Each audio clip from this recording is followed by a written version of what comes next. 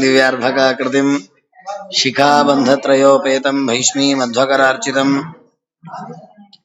यस्माद् ब्रह्मेन्द्ररुद्रादिदेवतानां श्रियोऽपि च ज्ञानस्फूर्तिः सदा तस्मै हरये गुरवे नमः।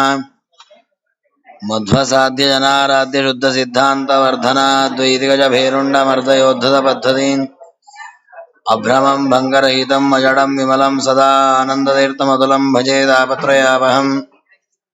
मिथ्या सिद्धांत दुर्ध्वांत विध्वंसन विचक्षणः जयतीर्थाख्यतरणिर्भासतान्नोर्दम्बरे आसेतो रातुषा रात्रेः योदिशो ऋतवान्मुः सत्यध्यानगुरुः पातु यतीन्द्रैरिपि पूजितः। ब्रह्मचर्य हरिप्रीतिसुविद्या वादशालिनः इष्टदान् कष्टार्त्रन्नः विद्यामान्या मुनीन्नुमः। आपादमौलिपर्यन्तं गुरूणामाकृतिं स्मरेत् तेन विघ्नाः प्रणश्यन्ति सिद्ध्यन्ति च मनोरथाः। श्रीगुरुभ्यो नमः। हरिः ओं हरिः ओं हरिः ओं। स्वस्ति श्रीरस्तु मेषस्तं निस्तुला निस्तुलात् पुनः वस्तुनो वस्तुनो नित्यं समस्तौ व्यस्तयोगतः। नमः परस्मै पुरुषाय भूयसे सदुद्भवस्थाननिरोधलीलया गृहीतशक्तित्रितयाय देहिनामन्तर्ध्रुवायानुपलभ्य वर्त्मने। भूयो नमः सद्वृजिनच्छिदे सदामसम्भवायाखिलसत्त्वमूर्तये पुंसां पुनः पारमहंस्याश्रमे व्यवस्थितानाम् अनुमृग्यदाशुषे। ವೇದವ್ಯಾಸ ದೇವರು ರಚನೆ ಮಾಡಿರತಕ್ಕಂತಹ ಶ್ರೀಮದ್ ಭಾಗವತದ ಅನೇಕ ಶ್ಲೋಕಗಳಲ್ಲಿ ಬಂದ ಭಾಗವತ ಧರ್ಮಗಳನ್ನ ಆ ಶ್ಲೋಕಗಳನ್ನ ಸಂಗ್ರಹ ಮಾಡಿ ವಿಷ್ಣುತೀರ್ಥ ಗುರುಸಾರ್ವಭೌಮರು ಸಾರೋದ್ಧಾರದ ಧರ್ಮೋಪದೇಶ ಪ್ರಕರಣದಲ್ಲಿ ತಿಳಿಸಿಕೊಟ್ಟಿದ್ದಾರೆ. ಈ ಹಿಂದಿನ ಕೆಲವು ಶ್ಲೋಕಗಳಲ್ಲಿ ದೇವರ ಬಳಿಯಲ್ಲಿ ಏನನ್ನೂ ಕೂಡ ಪ್ರಾರ್ಥಿಸಬಾರದು, ಯಾವ ಕಾಮನೆಯನ್ನು ಮಾಡಬಾರದು, ದೇವರು ಪ್ರೀತನಾಗ್ಲಿ ಅಂತ ಕರ್ಮಗಳನ್ನು ಆಚರಣೆ ಮಾಡಬೇಕು. ದೇವರ ಹತ್ತಿರ ನಾವು ಏನನ್ನಾದ್ರೂ ಅದು ಬೇಕು ಇದು ಬೇಕು ಅಂತ ಬಯಸಿದ್ರೆ ಅದು ನಮ್ಮನ್ನು ನಾವೇ ಬಂಧನ ಮಾಡಿಕೊಂಡಂತೆ. ವೃಣೀತಾರ್ಯೋ ವರಮಾತ್ಮ ಬಂಧನಂ. ದೇವರ ಹತ್ರ ಹೋಗಿ ಅದು ಬೇಕು ಇದು ಬೇಕು ಅಂತ ಕೇಳುವುದಕ್ಕಿಂತ ನಮ್ಮನ್ನು ನಾವು ಬಂಧನ ಮಾಡ್ಕೊಳ್ಳೋದು ಉತ್ತಮ. ಅಷ್ಟು ಅದು ಅನರ್ಥಕ್ಕೆ ಕಾರಣವಾಗತ್ತೆ. ಹಾಗಾಗಿ ವಿವೇಕಿಯಾದವನು ಪರಮಾತ್ಮನ ಬಳಿಯಲ್ಲಿ ಏನನ್ನು ಕೇಳಬಾರದು ಅಂತ ನಿರೂಪಣೆ ಮಾಡಿದ್ರು. ಆಗ ನಮಗೊಂದು ಪ್ರಶ್ನೆ ಬರುತ್ತೆ, ಪರಮಾತ್ಮನ ಬಳಿಯಲ್ಲಿ ಏನನ್ನು ಕೇಳಬಾರದು, ನಿಷ್ಕಾಮವಾಗಿ ಭಕ್ತಿಯನ್ನು ಮಾಡಬೇಕು ಅಂದ್ರೆ ಸರಿ, ಹಾಗಾದ್ರೆ ನಮಗೆ ಸ್ವರ್ಗಾದಿಗಳಾಗೋ ಯೋಗವೇ ಇಲ್ವಾ? ಯಾಕೆ ನಾವು ಬೇರೆ ದೇವತೆಗಳನ್ನು ಉಪಾಸನೆ ಮಾಡಿ ಸ್ವರ್ಗಾದಿಗಳನ್ನು ಪಡೆಯೋಣ ಅಂದ್ರೆ ಬೇರೆ ದೇವತೆಗಳನ್ನು ಉಪಾಸನೆ ಮಾಡಬಾರ್ದು ಅಂತೀರಿ. ಸರಿ, ದೇವರನ್ನು ಉಪಾಸನೆ ಮಾಡೋಣ ಅವನ ಹತ್ರ ಏನು ಕೇಳಬಾರ್ದು ಅಂತೀರಿ, ಅವನು ಮೋಕ್ಷ ಕೊಡ್ದ, ಹಾಗಾದ್ರೆ ಸ್ವರ್ಗಾದಿಗಳೆಲ್ಲ ನಮಗೆ ಫಲವೇ ಇಲ್ವಾ? ಐಹಿಕ ಫಲ ಅದ್ಯಾವ್ದು ಸಿಗೋದೇ ಇಲ್ವಾ? ಅಂದ್ರೆ ಅದಕ್ಕೆ ಭಾಗವತ ಹೇಳ್ತದೆ, ನೀನು ಕೇಳದೇ ಇದ್ರು ನಿನಗೆ ಬೇಕಾದ್ದೆಲ್ಲವನ್ನು ದೇವರು ಕೊಟ್ಟೇ ಕೊಡ್ತಾನೆ. ಸತ್ಯಂ ದಿಶತ್ಯರ್ಥಿತಮರ್ಥಿತೋ ನೃಣಾಂ ನೈವಾರ್ಥಿತೋ ಯತ್ ಪುನರರ್ಥಿನೋ ಮದಃ ಸ್ವಯಂ ವಿಧತ್ತೆ ಭಜತಾಮನಿಚ್ಛತಾಮಿಚ್ಛಾ ವಿಧಾನಂ ನಿಜ ಪಾದ ಪಲ್ಲವಂ. ಪರಮಾತ್ಮನ ಹತ್ತಿರ ಹೋಗಿ ನಮಗಿದು ಬೇಕು ಅದು ಬೇಕು ಅಂತ ಕೇಳಿದ್ರೆ ಕೊಡ್ತಾನೆ ದೇವರು. ಕೇಳದೇ ಇದ್ರು ಕೊಡ್ತಾನೆ, ಕೇಳಿದ್ರು ಕೊಡಲ್ಲ, ಕೇಳದೇ ಇದ್ರು ಕೊಡಲ್ಲ. ಎಲ್ಲವೂ ಇದೆ ದೇವರ ಹತ್ರ. ನಾವು ಹೋಗಿ ಕೇಳಿದ್ರು ಕೊಡ್ತಾನೆ, ಕೇಳದೇ ಇದ್ರು ಕೊಡ್ತಾನೆ. ಕೆಲವೊಮ್ಮೆ ಕೇಳಿದ್ರು ಕೊಡಲ್ಲ, ಕೇಳದೇ ಇದ್ರು ಕೊಡಲ್ಲ. ಸತ್ಯಂ ದಿಶತ್ಯರ್ಥಿತಂ ಅರ್ಥಿತೋ ನೃಣಾಂ. ನಾನಾ ವಿಧವಾದ ಪದಾರ್ಥಗಳಲ್ಲಿ ಆಸಕ್ತಿ ಇಟ್ಟಿರತಕ್ಕ ಜನರು ಬಂದು ಪರಮಾತ್ಮ ಹತ್ರ ಅದು ಬೇಕು ಇದು ಬೇಕು ಅಂತ ಕೇಳಿದ್ರೆ ಅವಶ್ಯವಾಗಿ ದೇವರು ಕೊಡ್ತಾನೆ. ನೈವಾರ್ಥಿತೋ ಯತ್ ಪುನರರ್ಥಿತೋ ಮದಃ. ಆದ್ರೆ ಅದೇ ಪರಮಾತ್ಮ ಕೆಲವು ಬಾರಿ ನಾವು ಎಷ್ಟು ದೇವರ ಹತ್ರ ಹೋಗಿ ದೇವರೇ ಕೊಡು ಕೊಡು ಕೊಡು ಕೊಡು ಅಂತ ಕೇಳಿದ್ರೆ ಕೊಡೋದಿಲ್ಲ. ನಮಗೆ ಕೆಲವೊಮ್ಮೆ ಬೇಸರವಾಗಿ ಬಿಡತ್ತೆ, ಸಿಟ್ಟು ಬರತ್ತೆ, ಅಸಮಾಧಾನವಾಗತ್ತೆ. ಏನಪ್ಪಾ ನಾವಿಷ್ಟು ಕೇಳ್ಕೊಳ್ತಾ ಇದ್ದೀವಿ, ದೇವ್ರು ಕೊಡ್ತಾ ಇಲ್ಲಲ್ಲ, ಯಾಕೆ? ದೇವರಿಗೆ ಏನಾದ್ರೂ ಅಸಾಮರ್ಥ್ಯವ, ಕೊಡ್ಲಿಕ್ಕೆ ಆಗೋದಿಲ್ವಾ ಅವನಿಗೆ? ಹಾಗೇನಿಲ್ಲ, ಸರ್ವಸಮರ್ಥ ಪರಮಾತ್ಮ. ಮತ್ ಯಾಕೆ ಕೊಡಲ್ಲ ಅಂತಂದ್ರೆ ಅರ್ಥಿನೋ ಮದಃ ಸ್ವಯಂ ವಿಧತ್ತೆ ಭಜತಾಂ ಅನಿಚ್ಛತಾಂ ಇಚ್ಛಾ ವಿಧಾನಂ ನಿಜ ಪಾದ ಪಲ್ಲವಂ. ಪರಮಾತ್ಮನಿಗೆ ನಮ್ಮ ಮೇಲೆ ದ್ವೇಷವೂ ಇಲ್ಲ, ಪರಮಾತ್ಮನಿಗೆ ನಾವು ಕೇಳಿದನ್ನು ಕೊಡ್ಲಿಕ್ಕಾಗೋ ಸಾಮರ್ಥ್ಯ ಇಲ್ಲ ಅಂತನೂ ಇಲ್ಲ. ಅವನಿಗೆಲ್ಲ ಸಾಮರ್ಥ್ಯ ಇದೆ, ನಮ್ಮ ಮೇಲೆ ಪ್ರೀತಿಯೂ ಇದೆ. ಪ್ರೀತಿ ಜಾಸ್ತಿ ಇರೋದಕ್ಕೆ ಕೊಡೋದಿಲ್ಲ ಅಂತ ದೇವರು. ಯಾಕೆ ಕೊಡೋದಿಲ್ಲ ಅಂದ್ರೆ ಕೊಟ್ರೆ ಅಹಂಕಾರ ಬಂದು ಹಾಳಾಗ್ತಾನೆ, ಹಾಳಾಗೋದು ಬೇಡ, ಸರಿಯಾದ ದಾರಿಯಲ್ಲಿ ಇರಲಿ ಅಂತ ಹೇಳಿ ದೇವರು ಕೆಲವೊಮ್ಮೆ ಕೊಡೋದಿಲ್ಲ ಅಂತಂದ್ರೆ ಅದನ್ನೇ ವಿಷ್ಣುತೀರ್ಥರು ವಿವರಣೆ ಮಾಡುತ್ತಾರೆ. ಏನು ಅಂದ್ರೆ ನಾವು ಅದು ಬೇಕು ಇದು ಬೇಕು ಅಂತ ಬಯಸ್ತಾ ಇರ್ತೇವೆ, ಸಿಗ್ಲಿಲ್ಲ ಅಂದ್ಕೊಳ್ಳೋ ಒದ್ದಾಡ್ತೇವೆ, ಬೇಸರ ಮಾಡ್ಕೊಳ್ತೇವೆ, 4 ಜನರ ಹತ್ರ ಹೋಗಿ ಅಂತೇವೆ, ಆಡ್ಕೊಳ್ತೇವೆ, ಒಂದಿಷ್ಟು ಪ್ರಾರ್ಥನೆ ಮಾಡ್ತೇವೆ, ಆದ್ರೂ ಮನಸ್ಸು ಕೇಳಲ್ಲ. ಇದು ನಮ್ಮ ಪ್ರವೃತ್ತಿ. ಆದ್ರೆ ದೇವರು ಏನ್ ಮಾಡ್ತಾನೆ ಅಂದ್ರೆ ಯಾರು ಏನೇ ಕೇಳಿದ್ರು ಕೂಡ ಸಜ್ಜನ ಆಗಿದ್ದ ಭಕ್ತ ಆಗಿದ್ದ ಅಂತಾದ್ರೆ ಅವನಿಗೆ ಯಾವ ಕಾಲಕ್ಕೆ ಕೊಟ್ರೆ ಉಚಿತ ನೋಡಿ ಆ ಕಾಲಕ್ಕೆ ಕೊಡುತ್ತಾನೆ. ನಾವು ಗಡಿಬಿಡಿ ಮಾಡ್ಕೊಳ್ತೇವೆ, ಯಾಕೆ ನಮ್ಮ ಮನಸ್ಸಷ್ಟು ಪ್ರಸನ್ನ ಇಲ್ಲ. ಅದನ್ನ ಅವರು ವಿವರಣೆ ಮಾಡ್ತಾರೆ. ಮದ್ಭಕ್ತಾನಾಂ ಐಶ್ವರ್ಯ ಮದೇನ ಮದವಜ್ಞಾನೇ ಮದ್ಭಕ್ತಾನಾಂ ಅವಜ್ಞಾನೇ ಚ ಬಹುದುಃಖಂ ಮುಕ್ತಿ ಪ್ರತಿಬಂಧಕಶ್ಚ ಭವೇತ್. ಅಯೋಗ್ಯ ಕಾಲದಲ್ಲಿ ನಮಗೆ ಧನಾದಿಗಳು ಬಂತು ಅಂದ್ರೆ ನಮಗೆ ಅಹಂಕಾರಾದಿಗಳು ಬರುತ್ತೆ. ಅಹಂಕಾರ ಬಂದಾಗ ದೇವರನ್ನ ಅವಜ್ಞೆ ಮಾಡ್ತೇವೆ, ದೇವರ ಭಕ್ತರನ್ನ ಅವಜ್ಞೆ ಮಾಡ್ತೇವೆ. ಆಗ ಅದರಿಂದ ಮೋಕ್ಷಕ್ಕೆ ಪ್ರತಿಬಂಧಕ ಆಗತ್ತೆ. ಹಾಗಾದ್ರೆ ನೋಡಿ, ನಾವು ಇಚ್ಛೆ ಪಡುವಂತಹ ಮೋಕ್ಷಕ್ಕೆ ಅಡೆಯಾದದ್ದು ನಮಗೆ ಅಪೇಕ್ಷಿತವಾದ ಧನಾದಿಗಳಿಂದಲೇ. ಅದಕ್ಕೆ ದೇವರೇನ್ ಮಾಡಿದ, ಇವನಿಗೆ ಮೋಕ್ಷಕ್ಕೆ ತೊಂದರೆ ಆಗೋದು ಬೇಡ. ಹಾಗಾದ್ರೆ ಇವನಿಗೆ ಯಾವ ಕಾಲದಲ್ಲಿ ಧನಾದಿಗಳನ್ನು ಕೊಟ್ರೆ ಅಹಂಕಾರ ಬರುತ್ತೋ ಆ ಕಾಲದಲ್ಲಿ ಧನಾದಿಗಳನ್ನು ನಾನು ಕೊಡಲ್ಲ. ಯಾವ ಕಾಲದಲ್ಲಿ ಕೊಟ್ರೆ ಧನಾದಿಗಳನ್ನು ಕೊಡೋದ್ರಿಂದ ಇವನಿಗೆ ಅಹಂಕಾರ ಬರೋದಿಲ್ವೋ ಆ ಕಾಲದಲ್ಲಿ ನಾನು ಕೊಡ್ತೇನೆ. ಆಗ ಅವನಿಗೆ ಅಹಂಕಾರ ಬರಲಿಲ್ಲ, ನನ್ನನ್ನೂ ಅವಜ್ಞೆ ಮಾಡ್ಲಿಲ್ಲ, ಭಕ್ತರನ್ನೂ ಅವಜ್ಞೆ ಮಾಡ್ಲಿಲ್ಲ, ಮೋಕ್ಷದ ಪ್ರತಿಬಂಧಕ ಇಲ್ಲ. ಹೀಗೆ ದೇವರು ನಮ್ಮ ಹಿತವನ್ನ ನೋಡಿ ಮಾಡ್ತಾನಂತ. ಪ್ರಾರ್ಥಿತಶ್ಚ ಭೂತ್ವ ತದ್ದಾನೇತು ನೈವ ಘಟತೆ ಏತು ಕಾಲ ವಿಶೇಷಂ ಅಜಾನಂತಹ ಪ್ರಾರ್ಥಯಂತೆ. ಆದ್ರೆ ಜೀವಿಗಳು ನೋಡಿ ದೇವರು ಕೊಡಲ್ಲ. ಯಾಕೆ? ಇವನಿಗೆ ಅಹಂಕಾರಾದಿಗಳು ಬರೋದು ಬೇಡ ಅಂತ. ಆದ್ರೆ ಜೀವಿಗಳಿಗೆ ಇವರಿಗೆ ಅದೆಲ್ಲ ಎಲ್ಲಿದೆ ವಿವೇಕ? ಈ ಸಜ್ಜನನಾದವನು ಏನ್ ಮಾಡ್ತಾನೆ? ಮತ್ತೆ ಮತ್ತೆ ಪ್ರದಕ್ಷಿಣೆ ಹಾಕ್ತಾನೆ, ನಮಸ್ಕಾರ ಮಾಡ್ತಾನೆ, ಸ್ತೋತ್ರ ಮಾಡ್ತಾನೆ, ಹೋಮ ಮಾಡ್ತಾನೆ, ಪ್ರಾರ್ಥನೆ ಮಾಡ್ತಾನೆ, ದೇವರೇ ಕೊಡು ದೇವರೇ ಕೊಡು ದೇವರೇ ಕೊಡು ಅಂತ ಪ್ರಾರ್ಥನೆ ಮಾಡ್ತಾನೆ. ದೇವರು ಕೊಡಲ್ಲ. ಯಾಕೆ? ದೇವರಿಗೆ ಗೊತ್ತಿದೆ ಈಗ ಕೊಟ್ರೆ ಅವನಿಗೆ ಅಹಂಕಾರ ಬರುತ್ತೆ ಅಂತ. ತದಾತು ಅದಾನೆ ಮನಖೇದೋ ಭವತಿ. ಮನಸ್ಸಿಗೆ ಬಹಳ ಖೇದ ಆಗತ್ತೆ, ಅಯ್ಯೋ ಸಿಗ್ಲೇ ಇಲ್ಲಲ್ಲ, ನಾವು ಅನ್ಕೊಂಡ್ ಕೆಲಸ ಆಗ್ಲೇ ಇಲ್ಲಲ್ಲ ಅಂತ. ದಾನೇತು ಮಹದ್ ದುಃಖಂ. ನೋಡಿ, ದೇವರು ಕೊಡ್ಲಿಲ್ಲ ಅಂತ ದುಃಖ. ಒಂದ್ ವೇಳೆ ದೇವರು ಕೊಟ್ರೆ ಆಗ ಏನೋ ಸಂತೋಷ ಪಡಬಹುದು ನಾವು, ಅದರಿಂದ ಅಹಂಕಾರ ಒಂದು ದೊಡ್ಡ ಪಾಪ ಮಾಡಿ ಮೋಕ್ಷಕ್ಕೆ ಪ್ರತಿಬಂಧಕ, ದೊಡ್ಡ ದುಃಖಕ್ಕೆ ಕಾರಣ ಆಗತ್ತೆ. ತದೃಷ್ಟ ದತ್ತಮೈಶ್ವರ್ಯಂ ಪುನರ್ ಅಪಹಾರ್ಯಂ ಭವತಿ. ಹಾಗಾಗಿ ಪರಮಾತ್ಮ ಏನ್ ಮಾಡ್ತಾನೆ, ಅವ್ರು ಯಾವಾಗ ಬೇಕಾದ್ರೂ ಕೇಳಲಿ, ಸರ್ವಮಪಿ ಕಾಲೇ ದದಾಮಿ, ಅವರವರಿಗೆ ಉಚಿತವಾದ ಕಾಲದಲ್ಲಿ ಕೊಟ್ಟವರಿಗೆ ಬೇಕಾದ ಅಭಿಲಾಷೆಗಳನ್ನು ನಾನು ನೆರವೇರಿಸ್ತೇನೆ ಅಂತ ಪರಮಾತ್ಮ ಸಂಕಲ್ಪ ಮಾಡಿದ್ದಾನೆ. ಅದಕ್ಕೆ ದೃಷ್ಟಾಂತವಾಗಿ ಮಕ್ಕಳ ದೃಷ್ಟಾಂತವನ್ನ ಕೊಡ್ತಾರೆ ವಿಷ್ಣು ತೀರ್ಥರು. ಹೇಗೆ ತಾಯಿ ಮಕ್ಕಳು ಏನೇ ಕೇಳಲಿ ಅವರಿಗೆ ಯಾವುದು ಉಚಿತ ಯಾವ್ದು ಹಿತ ಆಗತ್ತದನ್ನೇ ಕೊಡ್ತಾಳೆ. ಒಂದು ಮಗು ಊಟ ಮಾಡ್ತಾ ಇರುತ್ತೆ, ಅದಕ್ಕೊಂದು ಸ್ವೀಟೋ ಅಥವಾ ಎಣ್ಣೆಯಲ್ಲಿ ಕರೆದ ಪದಾರ್ಥವೋ ಇಷ್ಟವಾಗತ್ತೆ, ಇನ್ನೊಂದು ಕೇಳತ್ತೆ, ಮತ್ತೊಂದು ಕೇಳತ್ತೆ, ಏನ್ ಮಾಡ್ತಾಳೆ? ಎರಡು ಹಾಕಿದ್ರೆ ಸುಮ್ಮನೆ ಆಗ್ತಾಳೆ ತಾಯಿ. ಮತ್ತೆ ಸಂಜೆ ಕೊಡ್ತೀನಿ, ನಾಳೆ ಕೊಡ್ತೀನಿ ಅಂತಾಳೆ. ಅಲ್ಲ, ಮಗು ಕೇಳ್ತಾ ಇದೆ, ಕೊಟ್ಬಿಡೋಣ. ಕೊಡೋಲ್ಲಲ್ಲ. ಯಾಕೆ? ಮಗು ಅಳತ್ತೆ, ಹತ್ರ ಕೊಡಲ್ಲ. ಯಾಕೆ? ಕೊಡೋದ್ ದೊಡ್ಡದಲ್ಲ, ತಿನ್ನತ್ತೆ, ಅದರಿಂದ ಅದರ ಆರೋಗ್ಯ ಹಾಳಾಗತ್ತೆ. ಹಾಗಾದ್ರೆ ಅದಕ್ಕೆ ಆರೋಗ್ಯಕ್ಕೆ ಯಾವ್ದು ಹಿತವಾಗತ್ತೆ ಅದನ್ನೇ ಕೊಡಬೇಕು ಅಂತ ಹೇಗೆ ವಿಚಾರ ಮಾಡಿ ಯಾವಾಗ ಕೊಡಬೇಕು, ಎಷ್ಟು ಕೊಡಬೇಕು ಅಂತ ನೋಡಿ ಹೇಗೆ ಕೊಡ್ತಾಳೋ ಹಾಗೆ ಪರಮಾತ್ಮನೂ ಕೂಡ ತನ್ನ ಭಕ್ತರ ಮೇಲೆ ಅತಿಯಾದ ಪ್ರೀತಿ ಇದೆ ಅವನಿಗೆ. ಭಕ್ತರು ಹಾಳಾಗೋದು ಬೇಡ, ಅವರಿಗೆ ದುಃಖಾದಿಗಳು ಬರೋದು ಬೇಡ ಅಂತ ಪರಮಾತ್ಮ ಏನ್ ಮಾಡಿದ, ಯಾವ ಕಾಲಕ್ಕೆ ಏನ್ ಕೊಡ್ಬೇಕು ಅದನ್ನೇ ಕೊಟ್ಟ. ಇದು ಬಲಿಚಕ್ರವರ್ತಿಗಳ ಕಥೆಯಲ್ಲಿ ದೃಷ್ಟಾಂತ ಸಿಗತ್ತೆ ನಮಗೆ. ಬಲಿಚಕ್ರವರ್ತಿಗಳು 99 ಅಶ್ವಮೇಧ ಯಾಗ ಮಾಡಿದ್ರೆ ಹೇಗಿದ್ರು, ಕೊನೆಯದು ಮಾಡ್ತಾ ಇದ್ದಾರೆ. ಆಗಲ ಪರಿ ಇನ್ನೊಂದು 10 ವರ್ಷ ರಾಜ್ಯಭಾರ ಮಾಡಿ ಹೋಗುವಂತ ಬಿಟ್ಬಿಟ್ರೆ ಬರ್ತಿತ್ತು ಪರಮಾತ್ಮ.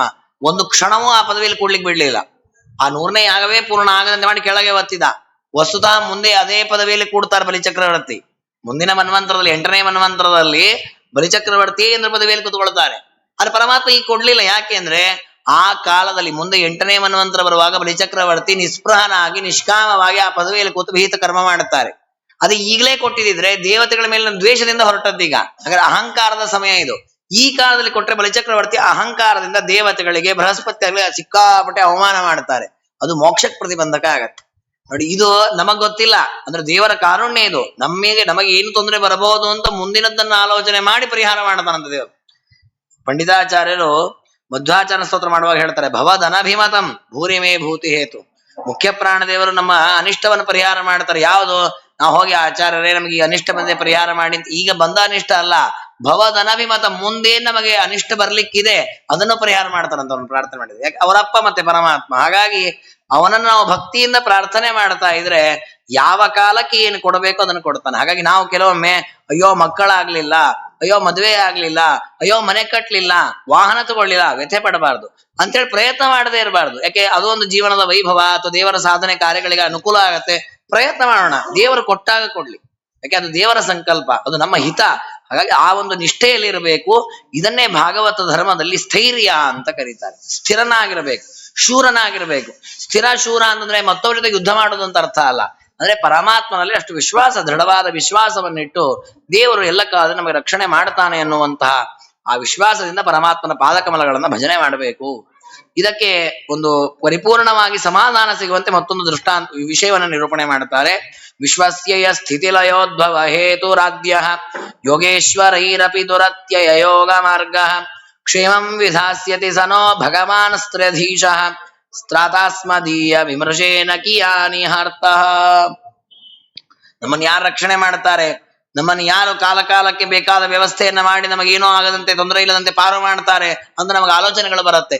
ಭಾಗವತ ಹೇಳ್ತದೆ, ಈ ಜಗತ್ತಿನ ಸೃಷ್ಟಿ ಸ್ಥಿತಿ ಸಂಹಾರ ಇದೆಲ್ಲವನ್ನ ಮಾಡಿದ್ದು ಪರಮಾತ್ಮ. ನೋಡಿ, ನಾವು ನಮ್ಮ ಮನೆಯಲ್ಲಿ ನಾಳೆಗೆ ಏನೋ, ನಮ್ಮ ಮಕ್ಕಳಿಗೇನೋ, ಹೆಂಡತಿಗೇನೋ ವಿಚಾರ ಮಾಡ್ತಾ ಇದ್ದೇವೆ. ನಮ್ದೊಂದೇ ಮನೆ ನಾ ಇರೋದು ಈ ಊರಲ್ಲಿ, ಅಥವಾ ಈ ಬ್ರಹ್ಮಾಂಡದಲ್ಲಿ ಎಷ್ಟು ಮನೆಗಳಿದೆ, ಎಷ್ಟು ಜೀವಿಗಳಿದ್ದಾರೆ. ನಾವೆಲ್ಲ ಏನೋ ಮನೆ ಕಟ್ಕೊಂಡಿದ್ದೇವೆ. ಪಶು ಪ್ರಾಣಿಗಳಿಗೆ ಮನೆಯೂ ಇಲ್ಲ, ಎಲ್ಲೋ ಬೀದಿಯಲ್ಲಿ ಇರ್ತಾವೆ, ಕಾಡಲ್ಲಿ ಇರ್ತಾವೆ. ಅವುಗಳಿಗೊಂದು ಮನೆ ಅಂತ ಇಲ್ಲ, ತಿನ್ಲಿಕ್ಕೆ ಅಂತ ಇಲ್ಲ. ಆದ್ರೆ ಒಂದು ಪ್ರಾಣಿಯು ಒಂದು ದಿನವೂ ಉಪವಾಸ ಇಲ್ಲ. ಅಂದ್ರೆ ಅವಕ್ಕೆ ಎಲ್ಲೆಲ್ಲಿ ಏನೇನು ಸಿಗಬೇಕು ಅಂದ್ರೆ ಎಲ್ಲ ಪರಮಾತ್ಮ ಕಾಲ ಕಾಲಕ್ಕೆ ವ್ಯವಸ್ಥೆಯನ್ನು ಮಾಡಿ ಕೊಡ್ತಾ ಇದ್ದಾನೆ. ಯಾವುದೋ ಪ್ರಾಣಿಯನ್ನು ಇನ್ಯಾವುದೋ ತಿನ್ನತ್ತೆ, ಅದಕ್ಕೆ ಬೇಕಾದ ಆಹಾರ ಅದು ಇನ್ನೆಲ್ಲೋ ಹೋಗಿ ತಿನ್ನತ್ತೆ. ಹಾಗಾದ್ರೆ ವಿಶ್ವಸ್ಯ ಯಸ್ಥಿತಿ ಲಯೋದ್ಭವ ಹೇತು, ಇಡೀ ಸಮಗ್ರವಾದಂತಹ ಚರಾಚರ ಪ್ರಪಂಚದ ಸೃಷ್ಟಿ ಸ್ಥಿತಿ ಸಂಹಾರ ಇದಕ್ಕೆ ಕಾರಣನಾದವನು ಯೋಗೀಶ್ವರೈರಪಿ ದುರತ್ಯಯ ಯೋಗ ಮಾರ್ಗ. ಅಂತಹ ಪರಮಾತ್ಮ ದೊಡ್ಡ ದೊಡ್ಡ ಯೋಗಿಶ್ರೇಷ್ಠರಾದ ಋಷಿಮುನಿಗಳಿಂದಲೂ ಕೂಡ ಪೂರ್ಣವಾಗಿ ತಿಳಿಲಿಕ್ಕಾಗಿಲ್ಲ, ಅಷ್ಟು ಎತ್ತರದಲ್ಲಿದ್ದಾನೆ ಪರಮಾತ್ಮ. ಅಂತಹ ಪರಮಾತ್ಮ ಕ್ಷೇಮಂ ವಿಧಾಸ್ಯತಿ ಸನೋ ಭಗವಾನ್ ಸ್ತ್ರೇಧೀಶ. ಅಂತಹ ಪರಮಾತ್ಮ ನಮಗೆ ಎಲ್ಲ ಕಾಲದಲ್ಲೂ ಕ್ಷೇಮವನ್ನುಂಟು ಮಾಡುತ್ತಾನೆ. ದೇವತೆಗಳ ವಿಶ್ವಾಸ ಅದು. ತ್ರಾತಾಸ್ಮದೀಯ ವಿಮರ್ಶೇನ ಕಿಯಾನಿಹಾರ್ಥ. ಹಾಗಿರುವಾಗ ನಮ್ಮನ್ನು ನಾವು ರಕ್ಷಣೆ ಮಾಡ್ಕೋಬೇಕು, ನಮ್ಮ ಮನೆ ರಕ್ಷಣೆ ಮಾಡಬೇಕು, ಅದಕ್ಕೊಬ್ಬ ವಾಚ್ಮ್ಯಾನ್ ಇರ್ಲಿ, ನಮ್ಮ ರಕ್ಷಣೆಗೆ ಒಬ್ಬ ವೈದ್ಯ ಇರ್ಲಿ ಅಂತ ನಾವು ವಿಮರ್ಶೆ ಮಾಡ್ತೀವಲ್ಲ, ಎಂತಹ ಪ್ರಯೋಜನ ಸಿಕ್ಕೀತದ್ರಿಂದ. ಅಂದ್ರೆ ನಮ್ಮ ರಕ್ಷಣೆಯನ್ನು ನಾವು ಮಾಡ್ಕೊಳ್ಳಿಕ್ ಆಗೋದಿಲ್ಲ. ಯಾಕೆಂದ್ರೆ ರಕ್ಷಣೆ ಅನ್ನೋದು ಪರಮಾತ್ಮನ ಕೈಯಲ್ಲಿದೆ. ಪ್ರತಿ ಕ್ಷಣ ನಮ್ಮ ಜೊತೆಗೆ ಆಪದ್ಬಾಂಧವನಾಗಿ ರಕ್ಷಣೆ ಮಾಡ್ತಾ ಇದ್ದಾನೆ. ಅಂತಹ ಪರಮಾತ್ಮನಿಂದ ಕ್ಷೇಮ ನಮಗೆ ಪ್ರಾಪ್ತವಾಗುವಾಗ ನಾವು ಬೇರೆ ರಕ್ಷಕರನ್ನು ಹುಡುಕುವುದರಲ್ಲಿ ಯಾವ ಅರ್ಥವೂ ಇಲ್ಲ ಅಂತ ದೇವರಲ್ಲಿ ವಿಶ್ವಾಸವನ್ನ ಮಾಡಬೇಕು ಅನ್ನೋದಕ್ಕೆ ಈ ವಚನವನ್ನು ಹೇಳಿದ್ದಾರೆ. ಜೊತೆಗೆ ದೇವರ ವಿಷಯದಲ್ಲಿ ನಾವು ಕೃತಜ್ಞರಾಗಬಾರದು, ಕೃತಜ್ಞರಾಗಿರಬೇಕು. ಯಾರಾದ್ರೂ ಏನಾದ್ರು ಉಪಕಾರ ಮಾಡಿದ್ರೆ ಆ ಉಪಕಾರ ಸ್ಮರಣೆಯನ್ನು ಮಾಡ್ಬೇಕಂದ್ರೆ ಅದನ್ನ ಮರಿಬಾರದು. ಮರ್ತು ಬಿಟ್ಟು ಅವನನ್ನ ಕೃತಜ್ಞ ಅಂತ ಶಾಸ್ತ್ರ ಹೇಳುತ್ತೆ. ಧರ್ಮಶಾಸ್ತ್ರದಲ್ಲಿ ಅಥವಾ ಮಹಾಭಾರತದಲ್ಲೂ ನೋಡ್ಬೋದು, ಬೇರೆ ಬೇರೆ ಪಾಪಗಳನ್ನ ಮಾಡಿದವರಿಗೆ ಪ್ರಾಯಶ್ಚಿತ್ತವನ್ನ ಹೇಳ್ತಾರೆ. ಇಂತಹ ಪಾಪ ಮಾಡಿದವನಿಗೆ ಈ ಪ್ರಾಯಶ್ಚಿತ್ತ, ಈ ಪಾಪ ಮಾಡಿದವನಿಗೆ ಈ ಪ್ರಾಯಶ್ಚಿತ್ತ ಅಂತ. ಗೋವಿನ ಹತ್ಯೆ ಮಾಡಿದವನು, ಶಿಶುಗಳನ್ನ ಹತ್ಯೆ ಮಾಡಿದವನು, ಜನರಿಗೆ ತೊಂದರೆ ಕೊಟ್ಟವನು, ಹೆದರಿಸಿದವನು, ಹೀಗೆ ಅನೇಕ ಪಾಪಗಳಿಗೆ ಪ್ರಾಯಶ್ಚಿತ್ತ ಹೇಳಿದ್ದಾರೆ. ಮಾಡಿದ ಉಪಕಾರವನ್ನ ಮರೆಯೋದು, ಕೃತಜ್ಞರಾಗುವುದು ಅಂತ ಏನಿದೆ, ಇದಕ್ಕೇನು ಪ್ರಾಯಶ್ಚಿತ್ತ ಅಂತ ಧರ್ಮಶಾಸ್ತ್ರ ಹೇಳುತ್ತೆ. ಅದಕ್ಕೆ ಪ್ರಾಯಶ್ಚಿತ್ತವೇ ಇಲ್ಲ. ಕೃತಜ್ಞತೋ ನಾಸ್ತಿ ನಿಷ್ಕೃತಿ ಕ್ವಚಿತ್. ಕೃತಜ್ಞರಾದವರಿಗೆ ಪ್ರಾಯಶ್ಚಿತ್ತವೇ ಇಲ್ಲ. ಬಹಳ ದೊಡ್ಡ ಪಾಪ ಅದು. ಯಾರು ಕೃತಜ್ಞರೋ ಈ ಲೋಕದಲ್ಲಿ? ನಾವೆಲ್ಲರೂ ಕೃತಜ್ಞರೇ. ಯಾಕಂದ್ರೆ ದೇವರು ಮಾಡಿದ ಉಪಕಾರವನ್ನು ಸ್ಮರಣೆ ಮಾಡ್ಕೊಳ್ಳಿಲ್ಲಲ್ಲ. ಯಾಕಂದ್ರೆ ಈ ಒಂದು ಜನ್ಮ ಅಲ್ಲ, ಎಷ್ಟು ಜನ್ಮದಿಂದ ನಾವು ಹುಟ್ಟುವಾಗಲೂ ನಮ್ಮನ್ನು ಹುಟ್ಟಿಸಿದ್ದು ಆ ದೇವರೇ. ಕಾಲ ಕಾಲಕ್ಕೆ ನಾವು ಆರಾಮವಾಗಿ ಬದುಕುವಂತೆ ದೇಹ ಕೊಟ್ಟೋದ್ರಲ್ಲಿ ಇಂದ್ರಿಯಾಭಿಮಾನಿ ದೇವತೆಗಳನ್ನಿಟ್ಟು ಈ ಇಂದ್ರಿಯಗಳಿಂದ ನಾನಾ ವಿಷಯ ಪದಾರ್ಥಗಳ ಭೋಗವನ್ನ ಮಾಡಿಸಿ ಆರಾಮಾಗಿ ಬದುಕುವಂತೆ ಮಾಡಿದ ಅದು ದೇವರೇ ಮಾಡಿಸಿದ್ದು. ಈ ದೇಹದಿಂದ ಪ್ರಾಣ ಹೊರಗೆ ಹೋಗುವಾಗ ಸುರಕ್ಷಿತವಾಗಿ ಜೀವನಿಗೆ ಏನೂ ಆಗದಂತೆ ಪರಲೋಕಾದಿಗಳನ್ನು ಕೊಟ್ಟದ್ದು ದೇವರೇ. ಕರ್ಮದ ಫಲವಾಗಿ ಬೇರೆ ಬೇರೆ ಜನ್ಮ ಬರುವಂತೆ ಮಾಡಿದ್ದು ದೇವರೇ. ಈಗ ಈ ದೇಹದಲ್ಲಿ ಇರುವಂತೆ ಮಾಡಿದ್ದು ದೇವರೇ. ಮುಂದೆ ಬರ್ಲಿಕ್ಕೆ ಇರುವ ದೇಹಗಳಲ್ಲಿ ಬರೆಸುವುದು ದೇವರೇ. ಇಷ್ಟು ಎಲ್ಲ ಕಾಲದಲ್ಲಿ ನಮ್ಮ ಜೊತೆಗೆ ಇದಿಷ್ಟು ಸಹಕಾರ ಕೊಟ್ಟು ರಕ್ಷಣೆ ಮಾಡ್ತಾ ಆಪದ್ಬಾಂಧವನಾಗಿ ದೇವರು ಇದ್ರೂ ನಾವು ನೆನಪಿಸ್ಕೊಳ್ಳೇ ಇಲ್ಲಲ್ಲ. ಹಾಗಾದ್ರೆ ನಾವೆಷ್ಟು ಕೃತಜ್ಞರು. ಅವನು ಮಾಡಿದ ಉಪಕಾರವನ್ನು ಎಷ್ಟು ಸ್ಮರಣೆ ಮಾಡ್ಕೊಂಡಿದ್ದೇವೆ. ಒಂದ್ ವೇಳೆ ದೇವರೇನಾದ್ರೂ ಇಲ್ಲಪ್ಪ ನಿಂಗೆ ನಾನು ಏನಾದ್ರು ವರ ಕೊಡಬೇಕು ಅಂದ್ರೆ ನಿನಗೆ ಇವತ್ತಿನ ತನಕ ನಾನು ಎಷ್ಟು ಜನ್ಮವನ್ನು ಕೊಟ್ಟಿದ್ದೇನೆ ಅಷ್ಟೂ ಜನ್ಮದ ಹೆಸರು ಒಂದ್ಸಲ ಹೇಳಿಬಿಡು, ನಿನಗೆ ಕೊಡ್ತೀನಿ ನಾನು ಅಂದ್ಬಿಟ್ರೆ ದೇವರು, ನಾವ್ ಎಂದೂ ದೇವ್ರ ಹೊರ ತಗೊಳ್ಳಿಕ್ ಆಗೋದು. ಯಾಕೆ ನಮ್ಗೆ ಎಲ್ಲಿ ನೆನಪಿದೆ? ಹೋದ್ ಜನ್ಮದ ಹೆಸರೇ ನಮಗ್ ಗೊತ್ತಿಲ್ಲ, ಯಾವ ಯೋನಿಯಲ್ಲಿ ಹುಟ್ಟಿದ್ವಿ ಅಂತ ಗೊತ್ತಿಲ್ಲ. ನೋಡಿ, ಏನೋ ಗೊತ್ತಿಲ್ಲ ಅನ್ನೋಲ್ಲಿ ಇಷ್ಟೇ ಇದೆ. ಅಷ್ಟಾಗಿ ನಾವು ದೇವರ ಸ್ಮರಣೆ ಮಾಡೋರು ಭಕ್ತರು ಅಂತ ಹೇಳ್ಕೊಳ್ತೀವಿ ನಾವು. ಅಂದ್ರೆ ದೇವರ ಉಪಕಾರ ಮಾಡಿದ್ದನ್ನ ಎಲ್ಲವನ್ನೂ ಮರ್ತಿದ್ದೇವೆ. ಅದಕ್ಕೆ ಶಾಸ್ತ್ರದ ಕೊನೆ ಪಕ್ಷ ಇಷ್ಟು ಉಪಕಾರ ಮಾಡ್ತಾನೆ ಅಂತ ಆದ್ರೂ ಸ್ಮರಿಸು, ಉಳಿದೆಲ್ಲ ಬೇಡ. ಪೂರ್ಣವಾಗಿ ಒಂದೊಂದು ಕೂಲಂಕುಷವಾಗಿ ವಿಚಾರ ಮಾಡಿ ಸ್ಮರಣೆ ಮಾಡೋದಂತೂ ಬೇಡ. ಸ್ಥೂಲವಾಗಿ ಪರಮಾತ್ಮ ಎಲ್ಲ ಕಾಲದಲ್ಲೂ ನಮ್ಮನ್ನು ಸೃಷ್ಟಿ ಮಾಡ್ತಾನೆ, ಸ್ಥಿತಿ ಮಾಡ್ತಾನೆ, ಸಂಹಾರ ಮಾಡ್ತಾನೆ, ಅನೇಕ ರೀತಿಯ ಅನೇಕ ರೂಪಗಳಿಂದ ದೇಹ ಧಾರಣಾದಿಗಳನ್ನ ಮಾಡಿದ್ದಾನೆ. ಅಷ್ಟನ್ನಾದ್ರೂ ಸ್ಮರಣೆ ಮಾಡಬೇಕು, ಇಲ್ದಿದ್ರೆ ನಾವು ಕೃತಜ್ಞರಾಗ್ತೇವೆ ಅಂತ ಎಚ್ಚರಿಸ್ತದೆ. ನಯಸ್ಯ ಸಖ್ಯಂ ಪುರುಷೋ ವೇತ್ತಿ ಸಖ್ಯೋ ಸಖಾವಸನ್ ಸಂವಸತ ಪುರೇಸ್ಮಿನ್ ಗುಣೋ ಯಥಾ ಗುಣಿನೋ ವ್ಯಕ್ತ ದೃಷ್ಟಿಸ್ತಸ್ಮೈ ಮಹೇಶಾಯ ನಮಸ್ಕರೋಮಿ. ಪರಮಾತ್ಮನ ಉಪಕಾರ ಸಾಮಾನ್ಯವಾದದ್ದಲ್ಲ, ಅನಂತವಾದ ಉಪಕಾರ ಇದೆ. ಸಾಮಾನ್ಯವಾಗಿ ನಾವು ಯಾವುದೋ ಒಂದು ಸಂಸ್ಥೆಯಲ್ಲಿ ಕೆಲಸ ಮಾಡುವಾಗ ನಮ್ಮ ಮೇಲಿನ ಅಧಿಕಾರಿಗಳು ನಾನು ಯಾವುದೋ ಒಂದು ತಿಂಗಳ ಸಂಬಳವನ್ನ ಸ್ವಲ್ಪ ಬೇಗ ಕೇಳಿರ್ತೇನೆ, ನಂಗೆ ಅನಾನುಕೂಲ ಸರ್, ಒಂದು 2 ದಿವಸ ಬೇಗ ಕೊಡಿ ಅಂತ. ಕೊಡ್ತಾರ ಅವ್ರ ಸಂಬಳ. ನಾನು ಅಲ್ಲಿ ಕೆಲಸ ಬಿಡೋ ತನಕ ಪ್ರತಿ ಸಲ ನೆನಪಿಸ್ಕೊಳ್ತೇನೆ, ಇಲ್ರಿ ಪಾಪ ಆ ತಿಂಗಳು ನಂಗೆ ಕಷ್ಟ ಇತ್ತು, 2 ದಿವಸ ಬೇಗ ಸಂಬಳ ಕೊಟ್ಟಿದ್ದು. ನಾನ್ ಮಾಡಿದ ಕೆಲಸಕ್ಕೆ ಕೊಟ್ಟಿದ್ದ ಅವನ ಸಂಬಳ, ಅವ್ನು ಸ್ವಂತ ದೊಡ್ಡದೇನು ಕೊಟ್ಟದ್ದಲ್ಲ, ಅದೊಂದು 2 ದಿವಸ ಬೇಗ ಕೊಟ್ಟದವನು. ಅಷ್ಟಕ್ಕೆ ನಾವು ಜೀವನ ಪೂರ್ಣವನ್ನು ನೆನಪಿಸ್ಕೊಳ್ತೇವೆ. ಆದ್ರೆ ಪರಮಾತ್ಮ ಎಷ್ಟು ರೀತಿ ನಮಗೆ ಕಣ್ಣು ಕೊಟ್ಟದ್ದವನೇ, ಬರೀ ಕಣ್ಣು ಕೊಟ್ಟು ಮುಗಿಸ್ಲಿಲ್ಲ, ಗಾಡಿ ಕೊಟ್ಟು ಮುಗಿಸ್ಲಿಲ್ಲ. ಗಾಡಿಗೆ ಪೆಟ್ರೋಲ್ ಹಾಕಿಸ್ಬೇಕಲ್ಲ, ಪೆಟ್ರೋಲ್ ಹಾಕ್ಸಿದ್ದವನೇ. ಹಾಕಿ ಕಣ್ಣಿಗೆ ಒಳಗೆ ಶಕ್ತಿ ಕೊಟ್ಟದ್ದು ಅವನೇ. ಪೆಟ್ರೋಲ್ ಹಾಕಿದ್ಮೇಲೆ ಓಡಿಸ್ಬೇಕಲ್ಲ, ಓಡಿಸಿದ್ದು ಅವನೇ. ಓಡಿಸೋಬಂದು ತೋರಿಸಿದ್ದವನೇ. ನೋಡ್ರಪ್ಪ ಇದೆಲ್ಲ ಈ ಪದಾರ್ಥಗಳು, ಬಿಳಿ ಬಣ್ಣ ಇದೆ, ಕಪ್ಪು ಬಣ್ಣ ಇಂತ ಜ್ಞಾನ ಬರೆಸಿದ್ದವನೇ.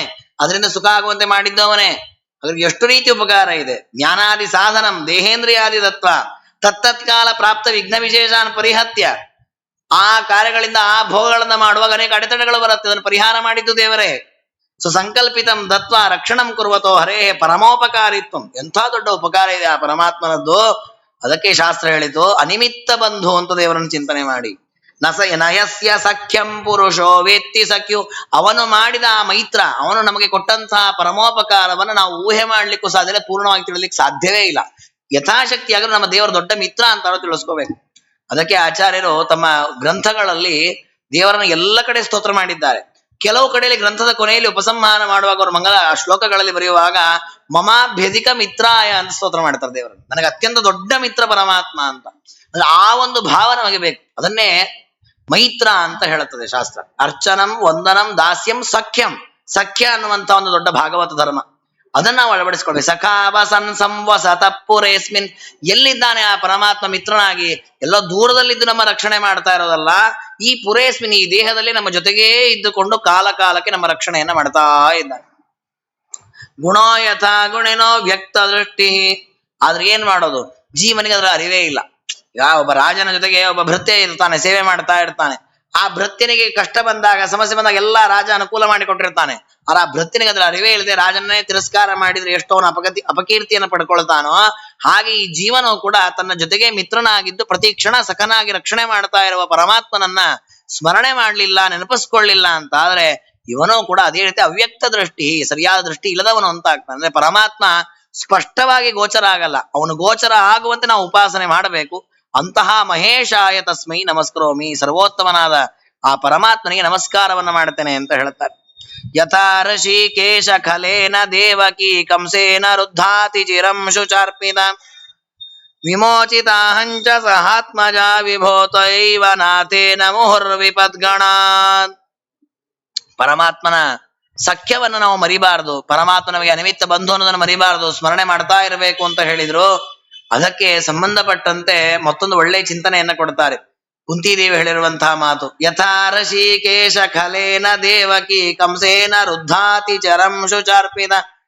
ದೇವರು ದೇಹದ ಒಳಗೆ ನಿಂತು ರಕ್ಷಣೆ ಮಾಡ್ತಾನೆ, ಇಂದ್ರಿಯಗಳ ಶಕ್ತಿ ಕೊಟ್ಟಿದ್ದಾನೆ, ಇಂದ್ರಿಯಗಳ ಮೂಲಕ ವ್ಯಾಪಾರ ಮಾಡಿಸ್ತಾನೆ, ಇಷ್ಟು ದಿವಸ ಶ್ವಾಸೋಚ್ಛ್ವಾಸ ಮಾಡಿ ನಾವು ಬದುಕುವಂತೆ ಮಾಡಿದ್ದಾನೆ. ಹೀಗೆ ನಮ್ಮ ದೇಹದ ಒಳಗೆ ವ್ಯವಸ್ಥೆ ಮಾಡಿದ್ದೆ ಒಂದು 100 ಚಿಂತನೆ ಇದೆ ದೇವರದ್ದು. ಅದು ಇರ್ಲಿ, ಹೊರಗಿನಿಂದ ನೋಡಿದ್ರು ದೇವರ ರಕ್ಷಣೆ ಇದೆ ಅಂತಾರೆ. ಕುಂತಿದೇವಿ ಹೇಳುವಂತಹ ಮಾತು, ದೇವಕಿ ದೇವಿಗೆ ಕಂಸ ಅವರ ಬಂಧನದಲ್ಲಿ ಇಟ್ಟ. ಖಲೇನ ದೇವಕಿ ಕಂಸೇನ ರುದ್ಧಾತಿ ಚರಂ. ಅನೇಕ ವರ್ಷಗಳ ಕಾಲ ಕಾರಾಗೃಹದಲ್ಲಿ ಬಂಧನವನ್ನ ಮಾಡಿದ್ರು ದೇವಕಿ ದೇವಿಯನ್ನ. ಪರಮಾತ್ಮ ಕಂಸನನ್ನು ಕೊಂದು ಆ ಬಂಧನದಿಂದ ಮುಕ್ತಿಯನ್ನ ಕೊಟ್ಟ. ಇದು ಒಂದು ಬಾರಿ ಆಗಿದೆ ದೇವಕಿ ದೇವಿಗೆ ಬಂಧನ. ದೇವರು ಒಂದು ಬಾರಿ ಮೋಚನೆಯನ್ನ ಮಾಡಿದ. ಕುಂತಿದೇವಿ ಅಂತಾರೆ, ನಮಗ್ ಹಾಗಲ್ಲಪ್ಪ ಸ್ವಾಮಿ, ವಿಮೋಚಿತ ಹಂಚ ಸಹಾತ್ಮಜ ವಿಭೋ ತ್ವಯೈವ ನಾಥೇನ ಮುಹುರ್ವಿಪದ್ಗಣಾತ್. ನಮ್ಮದು ಹಾಗಲ್ಲ. ಕುಂತಿದೇವಿ ಅಂತಾರೆ, ನಮಗೆ ಹಂತ ಹಂತದಲ್ಲಿ ದುರ್ಯೋಧನಾದಿಗಳು ಬಾಧಿಸಿದ್ರು. ನನ್ನ ಮಕ್ಕಳು 14 ವರ್ಷದ ಮಕ್ಕಳನ್ನು ಕರ್ಕೊಂಡು ನಾನು ರಾಜ್ಯವನ್ನು ಪ್ರವೇಶ ಮಾಡಿದಾಗ ಅವತ್ತು ಸುರಾಗಿರತಕ್ಕಂತಹ ನಿಂದನೆ ಕಿರಿಕಿರಿಗಳು ಇವತ್ತಿನ ತನಕ ಹಾಗೇ ನಡೀತಾ ಇದೆ. ಎಷ್ಟರ ಮಟ್ಟಿಗೆ? ಉತ್ತರಾದೇವಿಯ ಗರ್ಭದಲ್ಲಿರುವ ಮಗು ನಾಶವಾಗ್ಲಿ ಅನ್ನೋ ತನಕನೂ ಆ ದುರ್ಯೋಧನಾದಿಗಳು ಒಬ್ಬಳ ತಪ್ಪೇ ಇಲ್ಲ. ಹೈ ಮುಹೋ ವಿಪದ್ಗಣಾತ್. ನನಗೆ ಮತ್ತೆ ಸಹಾತ್ಮಜ, ನನ್ನ ಮಕ್ಕಳು ಪಾಂಡವರು, ನಾವು 6 ಜನಕ್ಕೂ ಕೂಡ ಮತ್ತೆ ಮತ್ತೆ ಮತ್ತೆ ಮತ್ತೆ ವ್ಯಥೆಗಳು ಬಂದಿದೆ. ಆ ಎಲ್ಲ ವ್ಯಥೆಯಿಂದ ನಮ್ಮನ್ನು ಪಾರ ಮಾಡಿದವನು ನೀನು, ಹಾಗೆ ಇದನ್ನು ಪಾರು ಮಾಡು ಅಂತ ಆ ಉತ್ತರ ಗರ್ಭದ ರಕ್ಷಣೆ ಕಾಲದಲ್ಲಿ ಪ್ರಾರ್ಥನೆ ಮಾಡುತ್ತಾರೆ. ಇದನ್ನ ಉಲ್ಲೇಖ ಮಾಡಿದ್ಯಾಕೆ ಅಂದ್ರೆ, ಜ್ಞಾನಿಗಳು ಪರಮಾತ್ಮನ ಉಪಕಾರವನ್ನು ಹೇಗೆ ಸ್ಮರಣೆಗೆ ತಂದುಕೊಳ್ತಾರೆ. ಇದನ್ನು ನಾವು ದೇವತೆಗಳ ಚರಿತ್ರೆಯಲ್ಲೂ ಕಾಣುತ್ತೇವೆ. ಇಂದ್ರಾದಿ ದೇವತೆಗಳು ವೇದವ್ಯಾಸ ರೂಪದಿಂದ ಪರಮಾತ್ಮ ಅವತಾರ ಮಾಡಬೇಕು ಅಂತ ಪ್ರಾರ್ಥನೆ ಮಾಡ್ಲಿಕ್ಕೆ ಹೋದಾಗ ದೇವರ ಹತ್ರ ಹೋಗಿ ಏನು ಸ್ತೋತ್ರ ಮಾಡ್ತಾರೆ? ದೇವರೇ, ಹಿಂದೆ ದೇವತೆಗಳೆಲ್ಲ ನಾವೆಲ್ಲರೂ ಸೇರಿ ದೈತ್ಯರಿಂದ ಬಾಧೆಯಾಗಿದೆ ಅಂತ ನಿನ್ನನ್ನು ಬಂದು ಕೇಳ್ಕೊಂಡ್ವಿ. ನೀನು ಬಂದು ನಮ್ಮನ್ನು ರಕ್ಷಣೆ ಮಾಡಿದಿ, ಸಮುದ್ರ ಮಥನ ಮಾಡಿಸಿದಿ, ಅಮೃತವನ್ನ ತಂದಿ, ದೇವತೆಗಳಿಗೆಲ್ಲ ಉಣಿಸಿದಿ, ದೈತ್ಯರಿಗೆ ಸಿಗದಂತೆ ಮಾಡಿದಿ, ನಮ್ಮನ್ನ ರಕ್ಷಣೆ ಮಾಡಿದಿ ಅಂತ ಆ ರೀತಿಯ ಪ್ರಾರ್ಥನೆ ಮಾಡಿದಕ್ಕೆ ಪರಮಾತ್ಮ ಮತ್ತೆ ವೇದವ್ಯಾಸ ರೂಪದಿಂದ ಬಂದು ಜ್ಞಾನಾಮೃತವನ್ನ ಕೊಡುತ್ತಾನೆ. ಅಂದ್ರೆ ಹೀಗೆ ದೇವರು ಮಾಡಿದ ಉಪಕಾರವನ್ನು ನಾವು ಮರಿಬಾರದು, ನೆನಪಿಸ್ಕೊಳ್ಬೇಕು. ಅದನ್ನ ಆ ದೇವಕಿ ದೇವಿ ಯಾವ ರೀತಿ ನೆನಪಿಸ್ಕೊಂಡ್ರು, ಕುಂತಿದೇವಿ ಯಾವ ರೀತಿ ನೆನಪಿಸ್ಕೊಂಡ್ರು, ಅದನ್ನ ಸಾರೋದ್ಧಾರಕಾರರು ಉಲ್ಲೇಖ ಮಾಡಿದ್ದಾರೆ. ವಿಷಾನಮಹಾಗ್ನೇ ಪುರುಷಾದ ದಂಶನಾತ್ ಅಸತ್ಸಭಾಯ ವನವಾಸ ಕೃಚ್ಛ್ರತಃ ಮೃಧೇ ಮೃಧೇನೇಕ ಮಹಾರಥಾಸ್ತ್ರತೋ ದ್ರೋಣ್ಯಸ್ತ್ರತಶ್ಚಾಸ್ಮಾರೇಭಿರಕ್ಷಿತ. ಪರಮಾತ್ಮ ಯಾವ ರೀತಿ ನಮ್ಮನ್ನ ರಕ್ಷಣೆ ಮಾಡಿದ್ದಾನೆ ಅನ್ನೋದನ್ನ ಕುಂತಿದೇವಿ ವಿಸ್ತಾರವಾಗಿ ವರ್ಣನೆ ಮಾಡ್ತಾರೆ.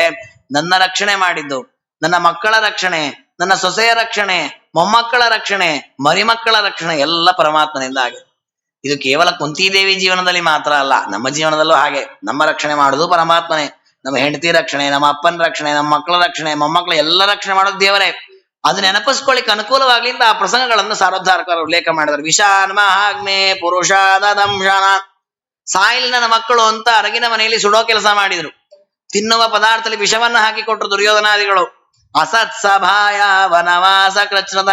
ಅದನ್ನೆಲ್ಲ ದಾಟಿ ಹೇಗೋ ಬದುಕಿದ್ದಾರೆ ಅನ್ನುವಾಗ ದ್ರೌಪದಿ ಸ್ವಯಂವರವಾದ ಮೇಲೆ ರಾಜ್ಯ ಇಂದ್ರಪ್ರಸ್ಥದಲ್ಲಿ ರಾಜ್ಯಭಾರ ಮಾಡುವಾಗ ದುಷ್ಟ ರೀತಿಯಲ್ಲಿ ಮೋಸದಿಂದ ದ್ಯೂತವನ್ನಾಡಿ ಅಷ್ಟೋ ಸಂಪತ್ತನ್ನು ಕಸಿದುಕೊಂಡು ಆ ಕೆಟ್ಟದಾದ ಸಭೆಯಲ್ಲಿ ದ್ರೌಪದಿಯ ವಸ್ತ್ರಾಪಾರ ಮಾಡಿ ಅವಮಾನ ಮಾಡ್ಲಿಕ್ಕೆ ಪ್ರಯತ್ನ ಪಟ್ರು. ಮೃಧೇ ಮೃಧೇನೇಕ ಮಹಾರಥಾಸ್ತ್ರದು. ವನವಾಸದಲ್ಲೂ ಬೇರೆ ಬೇರೆ ಕಿರಿಕಿರಿ ಮಾಡಿದ್ರು. ಅಜ್ಞಾತವಾಸದಲ್ಲಿ ತೊಂದರೆ ಕೊಟ್ರು. ಅದು ಮುಗಿದ ಮೇಲೆ ಯುದ್ಧ ಮಾಡುವಾಗಂತೂ ದೊಡ್ಡ ದೊಡ್ಡ ಸೈನ್ಯವನ್ನು ಕಟ್ಟಿಕೊಂಡು ನಾನಾ ವಿಧವಾದ ಮಹಾರಥಿಕರು ಬಿಲ್ಲು ಬಾಣಗಳನ್ನು ಹಿಡ್ಕೊಂಡು ಸಿಕ್ಕಾಪಟ್ಟೆ ಯುದ್ಧ ಮಾಡಿದ್ರು. ದೊಡ್ಡದಾದಂತಹ ಸಮುದ್ರದಂತೆ ಸೇರಿತ್ತಲ್ಲಿ ಸೈನಿಕರ ಸಂಘ. ಅದರ ಮಧ್ಯದಲ್ಲಿ ನನ್ನ ಮಕ್ಕಳು ಏನೂ ಆಗದಂತೆ ಬಚಾವಾಗಿದ್ದಾರೆ. ದ್ರೋಣ್ಯಸ್ತ್ರತಶ್ಚಾಸ್ಮಹರೇಭಿರಕ್ಷಿತ. 18 ದಿನದ ಯುದ್ಧ ಮುಗಿದ ಮೇಲೆ ನನ್ನ ಮಗ ಮೊಮ್ಮಗ ಅಭಿಮನ್ಯು, ಅವನ ಮಗ ಉದರದಲ್ಲಿ ಇದ್ದ ಉತ್ತರಾದೇವಿಯ ಗರ್ಭದಲ್ಲಿ. ಆ ಪರೀಕ್ಷಿತ ರಾಜನ ನಾಶ ಆಗ್ಬೇಕು ಅಂತ ದ್ರೋಣ್ಯಸ್ತ್ರ ಅಶ್ವತ್ಥಾಮಾಚಾರ ಅಸ್ತ್ರವನ್ನ ಬಿಟ್ಟಿದ್ರು. ಅದನ್ನು ಪರಮಾತ್ಮ ರಕ್ಷಣೆ ಮಾಡಿ ನೋಡಿ. ಅಷ್ಟು ಉಲ್ಲೇಖ ಮಾಡ್ತಾರೆ. ನಾನು, ನನ್ನ ಹೆಂಡತಿ, ನನ್ನ ಮಕ್ಕಳು, ಅಪ್ಪ ಅಮ್ಮ ಎಲ್ಲ ಕುಟುಂಬವನ್ನು ರಕ್ಷಣೆ ಮಾಡಿದವನು ಪರಮಾತ್ಮ. ನಿನ್ನ ಉಪಕಾರಕ್ಕೆ ನಮೋ ನಮಃ ಸ್ವಾಮಿ ಅಂತ ದೇವರಿಗೆ ನಮಸ್ಕಾರ ಮಾಡಿದ್ದಾರೆ. ಈ ಎಚ್ಚರ ನಮಗೂ ಬೇಕು. ನಿತ್ಯದಲ್ಲಿ ದೇವರ ಪೂಜೆಯನ್ನು ಮಾಡ್ತೇವೆ, ದೇವಸ್ಥಾನಕ್ಕೆ ಹೋಗ್ತೇವೆ. ಒಂದು ಕ್ಷಣ ದೇವರ ಎದುರಿಗೆ, ದೇವರೇ ಎಲ್ಲ ಕಾಲದಲ್ಲಿ ನಮ್ಮನ್ನು ರಕ್ಷಣೆ ಮಾಡ್ತಾ ಇದೆಯಪ್ಪ, ನೀನು ಸರ್ವೋತ್ತಮನಾಗಿದೆಯಪ್ಪ, ನಮೋ ನಮಃ ಅಂತ ನಮಸ್ಕಾರ ಮಾಡಿ ಬರಬೇಕು. ಅದಕ್ಕೆ ನಮ್ಮಲ್ಲಿ ವಿಷ್ಣು ರಹಸ್ಯದಲ್ಲಿ ಒಂದು ಮಾತಿದೆ. ವೈಷ್ಣವ ದೀಕ್ಷೆಯನ್ನು ಸಂಪಾದಿಸಬೇಕು ಅನ್ನುವಾಗ ವೈಷ್ಣವ ದೀಕ್ಷೆ ಅಂದ್ರೆ ಯಾವುದು ಅಂದ್ರೆ ಅಯಂ ಸರ್ವೇಷ್ಟ ದಾತ ಮೇ ಸರ್ವಾರಿಷ್ಟ ನಿವಾರಕ ಸರ್ವೋತ್ಕೃಷ್ಟೋ ಯಮೇ ವೈಕಃ ತದೀಯೋಹಂ ಸಮೇ ಪತಿ. ಸರ್ವಾರಿಷ್ಟನಿಗಳನ್ನ ಪರಿಹಾರ ಮಾಡುವನು ಅವನೇ ಪರಮಾತ್ಮ. ನಮಗೆ ಬೇಕಾದ ಎಲ್ಲ ಇಷ್ಟಗಳನ್ನು ಕೊಡುವನು ಆ ಪರಮಾತ್ಮನೇ. ಎಲ್ಲರಿಗಿಂತ ಉತ್ತಮನಾದವನು ಆ ಪರಮಾತ್ಮನೇ. ಅವನು ಈಶಾ, ನಾನು ದಾಸ. ನನಗೆ ಕಾಲ ಕಾಲಕ್ಕೆ ಬರುವ ಸರ್ವ ಆಪತ್ತುಗಳನ್ನು ಅವನು ಪರಿಹಾರ ಮಾಡುತ್ತಾನೆ ಅನ್ನುವುದನ್ನ ಮನಸ್ಸಿನಲ್ಲಿ ಯಾರು ಧಾರಣೆ ಮಾಡಿದ್ದಾನಲ್ಲ ಅವನು ವೈಷ್ಣವ. ಅದು ಈ ಭಾವನೆ ಇರ್ಬೇಕು ನಮಗೆ. ನಾವು ನಾಮ ಹಚ್ಕೊಂಡಿದ್ದೇವೆ, ಉರ್ದು ಪುಂಡ್ರ, ವಿಷ್ಣುವಿನ ಬಾಯಿಂದ ವಿಷ್ಣು ರಾಮ ಗೋವಿಂದ ಸ್ಮರಣೆ ಮಾಡ್ತೇವೆ, ನಾವು ವೈಷ್ಣವರಲ್ಲ ಅಂತಲ್ಲ. ಇದು ಬಾಹ್ಯ ವೈಷ್ಣವರು. ಅಂತರಂಗದ ವೈಷ್ಣವರು ಅಂದ್ರೆ ಆ ಎಚ್ಚರ ಇರ್ಬೇಕು. ಪ್ರತಿ ಕ್ಷಣ ದೇವರಿದ್ದಾನೆ, ನನ್ನ ರಕ್ಷಣೆ ಮಾಡ್ತಾನೆ, ದೇವರು ಈಶಾ, ನಾನು ದಾಸ. ಆ ಪ್ರಜ್ಞೆ ಎಷ್ಟು ಜಾಗೃತವಾಗಿರುತ್ತೆ ಅಷ್ಟು ನಾವು ವೈಷ್ಣವ. ತಸ್ಯೈವ ಮೇ ಸೌಹೃದ ಸಖ್ಯ ಮೈತ್ರಿ ದಾಸ್ಯಂ ಪುನರ್ಜನ್ಮನಿ ಜನ್ಮನಿ ಸ್ಯಾತ್ ಮಹಾನುಭಾವೇನ ಗುಣಾಲಯೇನ ವಿಸಜ್ಜತಸ್ತತ್ ಪುರುಷ ಪ್ರಸಂಗ. ಪರಮಾತ್ಮನ ಭಕ್ತರು ಪ್ರತಿ ಕ್ಷಣ ಏನು ಬಯಸ್ತಾರೆ ಅಂತಂದ್ರೆ ದೇವರ ಸಂಘವನ್ನೇ ಬಯಸ್ತಾರಂತೆ. ಯಾಕಂದ್ರೆ ಅವನು ಮಾಡಿದ ಉಪಕಾರದ ಮುಂದೆ ಬೇರೆ ಏನು ನಾವು ಬೇರೆ ಬಯಸೋದ್ರೊಳಗೆ ಅರ್ಥ ಇಲ್ಲ.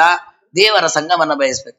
ಅದಕ್ಕೆ ಆ ಸುಧಾಮನ ಕಥೆಯಲ್ಲಿ ಬರತಕ್ಕ ಶ್ಲೋಕಗಳನ್ನು ಹೇಳ್ತಾರೆ. ತಸ್ಯೈವ ಮೇ ಸೌಹೃದ ಸಖ್ಯ ಮೈತ್ರಿ ದಾಸ್ಯಂ ಪುನರ್ಜನ್ಮನಿ ಜನ್ಮನಿ ಸ್ಯಾತ್. ಸುಧಾಮರು ಬಂದಾಗ ಕೃಷ್ಣ ಪರಮಾತ್ಮ ಅವರ ಪಾದವನ್ನು ತೊಳೆದ, ವೈಭವದ ಬಟ್ಟೆಗಳನ್ನ ಕೊಟ್ಟ, ಊಟಾದಿಗಳನ್ನ ಮಾಡಿಸಿದ, ಅನೇಕ ರೀತಿಯ ಮಾತುಗಳನ್ನಾಡಿದ, ವಿಹಾರ ಮಾಡಿದ. ವಾಪಸ್ ಅವನ ಮನೆಗೆ ಹೊರಟಾಗ ಏನು ಕೊಡದೆ ಹಾಗೆ ಕಳುಹಿಸಿದ. ಸುಧಾಮರಿಗೆ ಒಂದು ಕ್ಷಣ ಅನಿಸ್ತಂತೆ, ಏನಾದ್ರು ಒಂದಿಷ್ಟು ತಗೊಂಡೋಗಿ ಮಕ್ಕಳಿಗೆ ಹೆಂಡತಿಗೆಲ್ಲ ಕೊಡ್ಲಿಕ್ಕೆ ಬರ್ತಿತ್ತಲ್ಲ ಅಂತ. ಆದ್ರೂ ಒಂದು ಕ್ಷಣ ಅನಿಸ್ತಂತೆ, ಇಲ್ಲ, ತಸ್ಯೈವ ಮೇ ಸೌಹೃದ ಸೈಕ್ಯ ಮೈತ್ರಿ ದಾಸ್ಯಂ ಪುನರ್ಜನ್ಮನಿ ಜನ್ಮನಿಸ್ಯ. ಆ ಪರಮಾತ್ಮ ಮಾಡುವ ನಿಮಿತ್ತವಾದ ಉಪಕಾರದ ಮುಂದೆ ನಾವು ಈ ಸಣ್ಣ ಪುಟ್ಟ ಬಯಸೋದು ಬಹಳ ಕೆಟ್ಟದಿದು. ಏನು ಬಯಸಬಾರದು. ಅವನ ಸಖ್ಯ ಬೇಕು, ಅವನ ಸೌಹೃದ ಬೇಕು, ಅವನ ಮೈತ್ರಿ ಬೇಕು, ದೇವರ ಒಡನಾಟ ಬೇಕು, ಅವನ ದಾಸ್ಯ, ಅವನ ಪರಿಚಾರಕರಾಗಿ ಅವನ ಸೇವೆ ಮಾಡ್ತಾ ನಾವು ಬದುಕಬೇಕು. ಇದು ಕೇವಲ ಈ ಜನ್ಮ ಅಲ್ಲ, ಜನ್ಮನಿ ಜನ್ಮನಿ ಸ್ಯಾತ್. ಎಷ್ಟು ಜನ್ಮ ಕಳೆದ್ರು ಇಂತಹದ್ದೇ ನಮಗೆ ಅವಕಾಶ ಬರಬೇಕು. ಯಾಕೆ? ಮಹಾನುಭಾವೇನ ಗುಣಾಲಯೇನ ವಿಸಜ್ಜತಸ್ತತ್ ಪುರುಷ ಪ್ರಸಂಗ. ಆ ಪರಮಾತ್ಮನ ಭಕ್ತರ ಸಂಘ, ಪರಮಾತ್ಮನ ಸಂಘ ನಮ್ಮ ಎಲ್ಲ ಪಾಪಗಳನ್ನ ಕಳೆಯುತ್ತೆ, ಉತ್ತಮವಾದ ಶಾಶ್ವತವಾದ ಫಲವನ್ನು ಕೊಡುತ್ತೆ. ಹಾಗೆ ಅಂತಹ ಪರಮಾತ್ಮ, ಅನಂತ ಗುಣಗಳ ಸಾಗರ ಆ ಪರಮಾತ್ಮ, ಅವನ ಸಂಘ ಸಿಗಲಿ ಸಾಕು, ಧನಾದಿಗಳ ಅಪೇಕ್ಷೆ ಇಲ್ಲ ಅಂತ ಮನಸ್ಸಿನಲ್ಲೇ ತಾಳ್ಕೊಂಡ್ರಂತೆ. ಅವರೇ ಮತ್ತೆ ಮುಂದೆ ಇದನ್ನು ಚಿಂತನೆ ಮಾಡ್ತಾರೆ. ಭಕ್ತಾಯ ಚಿತ್ರ ಭಗವಾನ್ ಹಿ ಸಂಪದೋ ರಾಜ್ಯಂ ವಿಭೂತಿರ್ನ ಸಮರ್ಥಯತ್ಯಜ ಅದೀರ್ಘ ಬೋಧಾಯ ವಿಚಕ್ಷಣ ಸ್ವಯಂ ಪಶ್ಯನ್ನಿಪಾತಂ ಧನಿನಾಂ ಮದೋದ್ಭವಂ. ಪರಮಾತ್ಮ ತನಗೆ ಸಂಪತ್ತನ್ನ ಧನಾದಿಗಳನ್ನ ಏನೂ ಕೊಡ್ಲೇ ಇಲ್ಲ, ಹಾಗೆ ಕಳುಹಿಸಿದ್ದಾನೆ. ಆದ್ರೂ ಅವರಂದ್ರಂತೆ, ದೇವರು ನನಗೆ ಉಪಕಾರವನ್ನೇ ಮಾಡಿದ. ಒಂದು ಕ್ಷಣ ಮೊದಲಿಗೆ ಅನಿಸಿತ್ತು ಧನಾದಿಗಳಿದ್ರೆ ಚೆನ್ನಾಗಿತ್ತು ಅಂತ. ಮರುಕ್ಷಣ ಅನ್ಕೊಂಡ್ರೆ ಇಲ್ಲ, ದೇವರು ನನಗೆ ಒಳ್ಳೇದನ್ನೇ ಮಾಡಿದ್ದಾನೆ. ಭಕ್ತಾಯ ಚಿತ್ರ ಭಗವಾನ್ ಹಿ ಸಂಪದೋ. ತನ್ನ ಭಕ್ತರು ಬಂದು ಕೇಳಿದಾಗ ದೇವರು ವಿಚಿತ್ರವಾದಂತಹ ಪುರುಷಾರ್ಥವನ್ನ, ಅಂದ್ರೆ ಹೆಂಡತಿ ಮಕ್ಕಳು ಅದು ಇದು ಮೊದಲಾದ ಸಂಪತ್ತನ್ನ, ರಾಜ್ಯವನ್ನ, ನಾನಾ ವಿಧವಾದ ಐಶ್ವರ್ಯವನ್ನ ನಾ ಸಮರ್ಥ ಯತಿಜ ಕೊಡೋದಿಲ್ಲಂತ ದೇವರು. ಸುಧಾಮರು ತಾವೇ ಹೇಳ್ತಾ ಇದ್ದಾರೆ, ದೇವರು ನಮಗಂತಹ ಸಂಪತ್ತುಗಳನ್ನ ಕೊಡಲ್ಲ. ಯಾಕೆ? ಅದೀರ್ಘ ಬೋಧಾಯ ವಿಚಕ್ಷಣ ಸ್ವಯಂ. ದೇವರು ಯಾಕೆ ಕೊಡೋದಿಲ್ಲ ಅಂದ್ರೆ ದೇವರಿಗೆ ಗೊತ್ತಂತೆ, ಇವ್ರಿಗೇನಾದ್ರು ನಾನು ಸಂಪದಾದಿಗಳನ್ನ ಕೊಟ್ಬಿಟ್ಟೆ ಅಂತಂದ್ರೆ ಆಗ ಇವರು ಜ್ಞಾನದಿಂದ ಭ್ರಷ್ಟರಾಗ್ತಾರೆ, ಅನರ್ಥವನ್ನು ಹೊಂದುತ್ತಾರೆ, ಅಹಂಕಾರಕ್ಕೆ ಒಳಗಾಗ್ತಾರೆ. ಹಾಗಾಗಿ ಅದೀರ್ಘ ಬೋಧಾಯ, ಉತ್ತಮವಾದಂತಹ ತತ್ವಜ್ಞಾನ ಇವರಿಗೆ ತಿರೋಧಾನ ಆಗೋದು ಬೇಡ ಅಂತ ಹೇಳಿ ಪರಮಾತ್ಮ ಏನು ಮಾಡ್ತಾನೆ, ಪಶ್ಯನ್ನಿಪಾತಂ ಧನಿನಾಂ ಮದೋದ್ಭವಂ. ಧನ ಇರ್ತಕ್ಕಂಥವರೆಲ್ಲ ಅಹಂಕಾರದಿಂದ ವರ್ತಿಸಿ ಯಾವ ರೀತಿ ಕೆಳಗೆ ಬೀಳ್ತಾ ಇದ್ದಾರೆ ಎಂದು ನಾವು ನೋಡ್ತಾ ಇರ್ತೇವೆ. ಸುಧಾಮರಂತಾರೆ, ದೊಡ್ಡ ದೊಡ್ಡ ಶ್ರೀಮಂತರು ನಮ್ಮ ಊರಲ್ಲಿದ್ದಾರೆ, ಅಹಂಕಾರ ಪಟ್ಟು ಎಂತೆಂಥ ಹೀನ ಸ್ಥಿತಿಗೆ ಹೋಗಿದ್ದಾರೆ. ಅದಕ್ಕೆ ದೇವ್ರು ನನಗ ಅಹಂಕಾರ ಬರೋದು ಬೇಡ ಅಂದ್ರೆ ನನಗೆ ದೇವ್ರ ಸಂಪತ್ತು ಕೊಟ್ಟಿಲ್ಲ, ದೇವ್ರು ಮಾಡಿದ್ ಒಳ್ಳೇದೇ ಆಯ್ತು ಅಂತ ಭಾವಿಸಿದ್ರಂತೆ. ಆದ್ರೆ ದೇವರು ಅನರ್ಘ್ಯವಾದ ಸಂಪತ್ತನ್ನೇ ಕೊಟ್ಟ, ದೊಡ್ಡ ರಾಜನಂತೆ ಮರೆಯುವಂತ ಅನುಗ್ರಹ ಮಾಡಿದ. ಅದೆಲ್ಲ ಸರಿ. ಅಂದ್ರೆ ಜ್ಞಾನಿಗಳ ಚಿಂತನೆ ಏನಿದೆ ಅಂದ್ರೆ ದೇವರು ನಮಗೆ ಧನಾದಿಗಳನ್ನ ಕೊಡದೇ ಇರೋದೇ ಲೇಸು ಅಂತ ಭಾವಿಸ್ತಾರೆ. ಯಾಕೆ ಅಂದ್ರೆ ನಮಗೆ ಅಹಂಕಾರಾದಿಗಳು ಬರಬಾರದು. ಸ್ಯಾನ್ನಂತಸ್ತವಾಂಘ್ರಿ ಅಶುಭಾಶಯ ಧೂಮಖೇತು ಕ್ಷೇಮಾಯಯೋ ಮುನಿಭಿರಾರ್ದ್ರ ಹೃದೋದ್ಯಮಾನ ಯಸ್ಸಾತ್ವಿಕೈ ಸಮವಿಭೂತಿಮಿರಾತ್ಮವಿದ್ಭಿಃ ವ್ಯೂಹಾರ್ಚಿತ ಸವನಶಃ ಸಮವಿಕ್ರಮೈರ್ಯ. ಪರಮಾತ್ಮನನ್ನ ಮಿತ್ರನಂತೆ ಕಾಣಬೇಕು. ನಮಗೆ ನಮ್ಮ ಮಿತ್ರರು ಉಪಕಾರ ಮಾಡಿರ್ತಾರೆ, ನಮಗೆ ಕೆಲವೊಮ್ಮೆ ಅದು ಗೊತ್ತಾಗಲ್ಲ. ನಮಗೆ ಅವ್ರು ತೊಂದರೆ ಕೊಟ್ಟರು, ಅವನಿಗೆ ನನ್ನ ಫ್ರೆಂಡ್ ಆಗಿ ಇಂಥ ಕೆಲಸ ಮಾಡಿದ್ನಲ್ಲ ಅಂತ ನಾವು ಅನ್ಕೋತೇವೆ. ಆಮೇಲೆ ಅವ್ನು ಬಂದು ಹೇಳ್ತಾನೆ, ಇಲ್ಲಪ್ಪ ಹಿನ್ನೆಲೆ ಹೀಗಿದೆ, ಅದಕ್ಕೆ ಹೀಗೆ ಅವಾಗ ಹೌದಾ ಬಹಳ ಒಳ್ಳೆ ಕೆಲಸ ಮಾಡಿದೆಪ್ಪ, ನಂಗೆ ಗೊತ್ತಾಗಿಲ್ಲ ಅಂತ ಅವನ ಮೈತ್ರಿನೇ ಹೊಗಳ್ತೇವೆ ನಾವು. ಹಾಗೆ ಪರಮಾತ್ಮನು ನಮಗೆ ಯಾಕೆ ಕೊಡೋದಿಲ್ಲ ನಾವು ಕೇಳಿದ್ದನ್ನ ಕೆಲವೊಮ್ಮೆ ಅಂದ್ರೆ ನಮಗದು ಕೆಟ್ಟದಾಗೋದಿರುತ್ತೆ, ಅದಕ್ಕೆ ದೇವರು ಕೊಡೋದಿಲ್ಲ. ಹಾಗೆ ನಮ್ಮ ಹಿತವನ್ನು ದೇವರು ಮಾಡ್ತಾನೆ, ದೊಡ್ಡ ಮಿತ್ರ ದೇವರು ಅಂತ. ಆ ರೀತಿಯ ಸಖ್ಯ ಅನ್ನುವ ಗುಣವನ್ನು ಅಳವಡಿಸ್ಕೊಳ್ಬೇಕು ಅಂತ ಇಷ್ಟೊತ್ತು ವಿವರಣೆ ಮಾಡಿದ್ರು. ಅದೊಂದು ಭಾಗವತ ಧರ್ಮ. ಅದ್ರ ಜೊತೆಗೆ ಮತ್ತೊಂದು ಭಾಗವತ ಧರ್ಮ, ದೇವರ ಪೂಜೆ ಮಾಡಬೇಕು. ಇಜ್ಯ ಅಂದ್ರೆ ಪೂಜಿಸೋದು ದೇವರನ್ನು. ಏನದು ದೇವರನ್ನು ಪೂಜೆ ಮಾಡೋದು, ಹೇಗೆ ಪೂಜೆ ಮಾಡೋದು ಅದನ್ನ ನಿರೂಪಣೆ ಮಾಡ್ತಾರೆ. ಸ್ಯಾನ್ನಸ್ತವಾಂಘ್ರಿ ಅಶುಭಾಶಯ ಧೂಮಕೇತು. ಅಶುಭಾಶಯ, ಕೆಟ್ಟದಾದ ವಿಚಾರಗಳನ್ನೆಲ್ಲ ನಾಶ ಮಾಡತಕ್ಕಂತಹ ಪರಮಾತ್ಮ ಏನಿದ್ದಾನೆ, ಅವನ ಪಾದ ಕಮಲಗಳು ನಮಗೆಲ್ಲ ಪಾಪಗಳನ್ನ ಪರಿಹಾರ ಮಾಡಬೇಕು. ಕ್ಷೇಮಾಯಯೋ ಮುನಿಭಿರಾರ್ದ್ರ ರಥೋಖ್ಯಮಾನ. ನೋಡಿ, ಜ್ಞಾನಿಗಳು ಪರಮಾತ್ಮನನ್ನ ಆರಾಧನೆ ಮಾಡ್ತಾರೆ, ಪೂಜೆ ಮಾಡ್ತಾರೆ. ಹೇಗೆ ಪೂಜೆ ಮಾಡ್ತಾರೆ ಅವರು? ಅವ್ರು ತಮ್ಮ ಹೃದಯದಲ್ಲೇ ಪೂಜೆ ಮಾಡ್ತಾರಂತೆ. ಮುನಿಭಿಹಿ ಆರ್ದ್ರದ ಉಹ್ಯಮಾನ, ಭಕ್ತಿಯುಕ್ತವಾದ ತಮ್ಮ ಹೃದಯದಲ್ಲೇ ಪರಮಾತ್ಮನನ್ನ ಧಾರಣೆ ಮಾಡುತ್ತಾರೆ. ಯಸ್ ಸಾತ್ವಿಕೈ ಸಮವಿಭೂತಿಭಿರಾತ್ಮವಿದ್ಭಿರ್ವ್ಯೂಹಾರ್ಚಿತ ಸವನಶಃ ಸಮವಿಕ್ರಮೈರ್ಯ. ಎಷ್ಟು ಚೆನ್ನಾಗಿ ಅವ್ರು ಪೂಜೆ ಮಾಡ್ತಾರೆ ಅಂದ್ರೆ ಅವರ ಪೂಜೆಗೆ ಬೇರೆ ಏನು ಪದಾರ್ಥಗಳೇ ಬೇಡ, ಎಲ್ಲ ದೇವರಿಂದಲೇ ಅವ್ರು ಪೂಜೆ ಮಾಡ್ತಾರೆ. ಅಂದ್ರೆ ತಮ್ಮ ಹೃದಯದಲ್ಲಿ ದೇವರನ್ನು ಚಿಂತನೆ ಮಾಡಿ ಅವನಿಗೆ ಅರ್ಘ್ಯ ಪಾದ್ಯ ಆಚಮನ ಮಧುಬರ್ಕ ಪುನರಾಚಮನ ಆ ಒಂದೊಂದನ್ನು ತಮ್ಮ ಹೃದಯದಿಂದಲೇ ಅರ್ಪಣೆ ಮಾಡ್ತಾರೆ. ಭಕ್ತಿಯಿಂದ ಅರ್ಪಣೆ ಮಾಡೋ ಸಂಬಂಧಪಟ್ಟಾಗ ಒಂದೊಂದು ಪರಮಾತ್ಮನ ರೂಪಗಳಿದೆ. ಆ ರೂಪಕ್ಕೂ ಪರಮಾತ್ಮನ ಹೃದಯದಲ್ಲಿರುವ ಬಿಂಬ ರೂಪಕ್ಕೂ ಐಕ್ಯವನ್ನು ಚಿಂತನೆ ಮಾಡ್ತಾ ಪ್ರತಿಯೊಂದನ್ನು ದೇವರಿಗೆ ಅರ್ಪಣೆ ಮಾಡ್ತಾರೆ. ಈ ಪೂಜೆಯೇ ಪ್ರಧಾನವಾದ ದೇವರ ಪೂಜೆ. ನಾವು ಬಾಹ್ಯವಾಗಿ ಹೂವನ್ನ ಎರಿಸೋದು, ತುಳಸಿ ಎರಿಸೋದು, ಆರತಿ ಮಾಡೋದು, ಗಂಟೆ ಬಾರಿಸೋದು, ಪಂಚಾಮೃತ ಅಭಿಷೇಕ ಮಾಡೋದೆಲ್ಲ ಏನಿದೆ, ಇದು ಸ್ಥೂಲವಾದ ಪೂಜೆ. ಪ್ರಧಾನ ಪೂಜೆ ಯಾವುದು? ನಮ್ಮ ಹೃದಯದಲ್ಲಿ ಚಿಂತನೆ ಮಾಡೋದು. ಹೇಗೆ? ವ್ಯೂಹ್ಯಾರ್ಚಿತ, ಅವನದ್ದೇ ವ್ಯೂಹ ರೂಪಗಳಿಂದ ಪುಷ್ಪಾದಿಗಳಲ್ಲಿ ನಾವು ಚಿಂತನೆ ಮಾಡ್ಲಿಕ್ಕೆ ಹೇಳಿದಾರಲ್ಲ, ವಾಸುದೇವ ಸ್ಥಾನಸ್ಥಃ, ಅನ್ನಾದಿ ಪದಾರ್ಥಗಳಲ್ಲಿ ವಾಸುದೇವಾದಿ ರೂಪಗಳಿವೆ. ದೇವರ ಪ್ರತೀಕದಲ್ಲಿ ಒಂದು ರೂಪ ಇದೆ. ಆ ವಾಸುದೇವಾದಿ ರೂಪಗಳಿಗೂ ಆ ರೂಪಗಳಿಗೂ ಐಕ್ಯ ಚಿಂತನೆ ಮಾಡುವುದೇ ದೇವರ ನೈವೇದ್ಯ. ಇದನ್ನು ನೀವು ಅನ್ನ ಇಟ್ಟಾಗಲೇ ಮಾಡ್ಬೇಕು ಅಂತ ಎಲ್ಲಿದೆ? ನಮ್ಮ ಹೃದಯದಲ್ಲಿ ಚಿಂತನೆ ಮಾಡಿದ್ರು. ಹೃದಯದಲ್ಲಿಯೇ ಪರಮಾತ್ಮನಿಗೆ ಗಂಧ ಇದೆ, ತುಳಸಿ ಇದೆ, ಪುಷ್ಪ, ಧೂಪ, ದೀಪ, ನೈವೇದ್ಯ ಎಲ್ಲವೂ ಹೃದಯದಲ್ಲಿ ಅರ್ಪಣೆ ಮಾಡ್ಲಿಕ್ಕೆ ಬರುತ್ತೆ. ಆ ರೀತಿ ಅವರು ಪೂಜೆಯನ್ನ ಮಾಡ್ತಾ ಇರ್ತಾರೆ. ಅದಕ್ಕೆ ದೇವರು ಆ ಮುನಿಗಳಿಗೆಲ್ಲ ಕ್ಷೇಮವನ್ನು ಉಂಟು ಮಾಡ್ತಾ ಇದ್ದಾನೆ. ಪ್ರಕ್ರಮವತ್ ಸ್ವಸತ್ಕೃತಂ ಪುರುಷೇಶು ಧೀಶುತು ಬಹಿರಂತರ ಸಚ್ಚರಣೆ ತವ ಪುರುಷ ವದಂತ್ಯ ಕಿಲ ಶಕ್ತಿ ಧೃತ ಸ್ವಕೃತಂ. ಭಾಗವತದಲ್ಲಿ ಈ ಶ್ಲೋಕ ವಸ್ತುತಃ 2 ಪಾದ ಪೂರ್ಣವಾಗಿದೆ, 3ನೇ ಪಾದ ಇದೆ, 4ನೇ ಪಾದ ಇಲ್ಲ ಇದರಲ್ಲಿ. ಅದಕ್ಕೆ ವಿಷ್ಣುತೀರ್ಥರು ಬರೀತಾರೆ ಇದು ಒಂದ್ ಸ್ವಲ್ಪ ಸಣ್ಣದಾಗಿದೆ ಉತ್ತರಾರ್ಧ. ಯಾಕೆ ಅಂದ್ರೆ ಇದು ಗಾಯತ್ರಿ ಮಂತ್ರದಂತೆ ಇದೆ. ಗಾಯತ್ರಿ ಮಂತ್ರದಲ್ಲಿ ಪೂರ್ವಾರ್ಧ ದೊಡ್ಡದಾಗಿದೆ, 2 ಪಾದಗಳಿದೆ. ಉತ್ತರಾರ್ಧದಲ್ಲಿ 1ನೇ ಪಾದ ಇದೆ, ಅದಕ್ಕೆ 3 ಪಾದ ಅಂತ ಹೇಳಿದ ಹಾಗೆ ಇದು ತ್ರಿಪಾದಯುಕ್ತವಾದಂತಹ ಮಂತ್ರ ಇದ್ದ. ಅಂದ್ರೆ ಭಾಗವತವು ಕೂಡ ವೇದದಷ್ಟೇ ಪವಿತ್ರವಾದ ಪುಣ್ಯತಮವಾದ ಪರಮಾತ್ಮನನ್ನು ತಿಳಿಸಿಕೊಡುವ ಗ್ರಂಥ ಅಂತ ಅದಕ್ಕೆ ಅಷ್ಟು ಮಹತ್ವ ಇದೆ ಅಂತ ಹೇಳ್ತಾರೆ. ಅಂತಹ ಪರಮಾತ್ಮನನ್ನ ಪೂಜೆ ಮಾಡುವಾಗ ಎಲ್ಲ ಕರ್ಮಗಳನ್ನು ಪರಮಾತ್ಮನಿಗೆ ಅರ್ಪಣೆ ಮಾಡಬೇಕು. ಪ್ರಕ್ರಮವತ್ ಸ್ವಸತ್ಕೃತಂ ಪುರುಷೇಶು ಧೀಶತು ಬಹಿರಂತರ ಸಚ್ಚರಣೆ. ನಮ್ಮ ಹೊರಗೆ ಒಳಗೆ ಏನೆಲ್ಲ ಕರ್ಮಗಳು ಮಾಡಲ್ಪಡತ್ತೆ, ಸಾಧನ ಭೂತಾಸು ಸರ್ವ ಅಸಚ್ಚರಣ ಅಸಾಧನ ಭೂತಾಸು. ಅಂದ್ರೆ ಒಳ್ಳೆ ಕೆಲಸ ಮಾಡುವಂತಹ ಬುದ್ಧಿಯೂ ಇದೆ ನಮಗೆ, ಕೆಟ್ಟ ಕೆಲಸವನ್ನು ಮಾಡುವಂತಹ ಬುದ್ಧಿಯೂ ಇದೆ. ಇಂದ್ರಿಯಗಳಿಂದ ಒಳ್ಳೆ ಕೆಲಸವೂ ನಡೆಯುತ್ತೆ, ಕೆಟ್ಟ ಕೆಲಸಗಳು ನಡೆಯುತ್ತೆ. ಇದೆಲ್ಲ ನಡೆಸುವಾಗ ಒಳಗಿದ್ದು ಪ್ರೇರಣೆ ಮಾಡತಕ್ಕಂಥವನು ಪರಮಾತ್ಮ. ಬಹಿ ಅಂತಹ ಒಳಗೆ ಹೊರಗೆ ಇದ್ದ ಆ ಕಾರ್ಯವನ್ನು ಮಾಡಿಸ್ತಾ ಇದ್ದಾನೆ. ತವ ಪುರುಷ ವದಂತ್ಯಖಿಲ ಶಕ್ತಿ ಧೃತ ಸ್ವಕೃತಂ. ನಾವೇನ್ ಚಿಂತನೆ ಮಾಡಬೇಕು? ನಮ್ಮ ಬುದ್ಧಿಯಲ್ಲಿ ಇಂದ್ರಿಯಗಳಲ್ಲಿ ನಿಂತು ಇಷ್ಟೆಲ್ಲ ಕೆಲಸ ಮಾಡ್ತಾ ಇದ್ದಾನೆ, ಒಳ್ಳೇದು ಕೆಟ್ಟದು ಏನೆಲ್ಲ ಮಾಡ್ತಾ ಇದ್ದಾನೆ ಪರಮಾತ್ಮ. ಒಳಗೆ ಹೊರಗೆ ನಿಂತು ಏನೆಲ್ಲ ಮಾಡ್ತಾ ಇದ್ದಾನೆ, ಇದೆಲ್ಲ ಪರಮಾತ್ಮನೇ ಮಾಡಿಸ್ತಾ ಇದ್ದಾನೆ.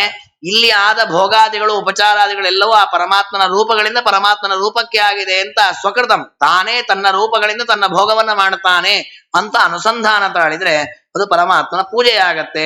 ನಾವು ಮಾಡಿದ ಸರ್ವಕರ್ಮಗಳು ಪರಮಾತ್ಮನಿಗೆ ಅರ್ಪಣೆ ಆಗತ್ತೆ. ಹಾಗಾಗಿ ಆ ಭಾವನೆಯನ್ನು ತಾಳಬೇಕು. ಈ ರೀತಿ ಎಲ್ಲವೂ ಪರಮಾತ್ಮ ನಮ್ಮಿಂದ ಮಾಡಿಸ್ತಾನೆ ಅನ್ನೋದಕ್ಕೆ ಒಂದು ಪ್ರಮಾಣವಾಗಿ ಒಂದು ಪ್ರಮಾಣದ ಶ್ಲೋಕವನ್ನು ಉಲ್ಲೇಖ ಮಾಡುತ್ತಾರೆ.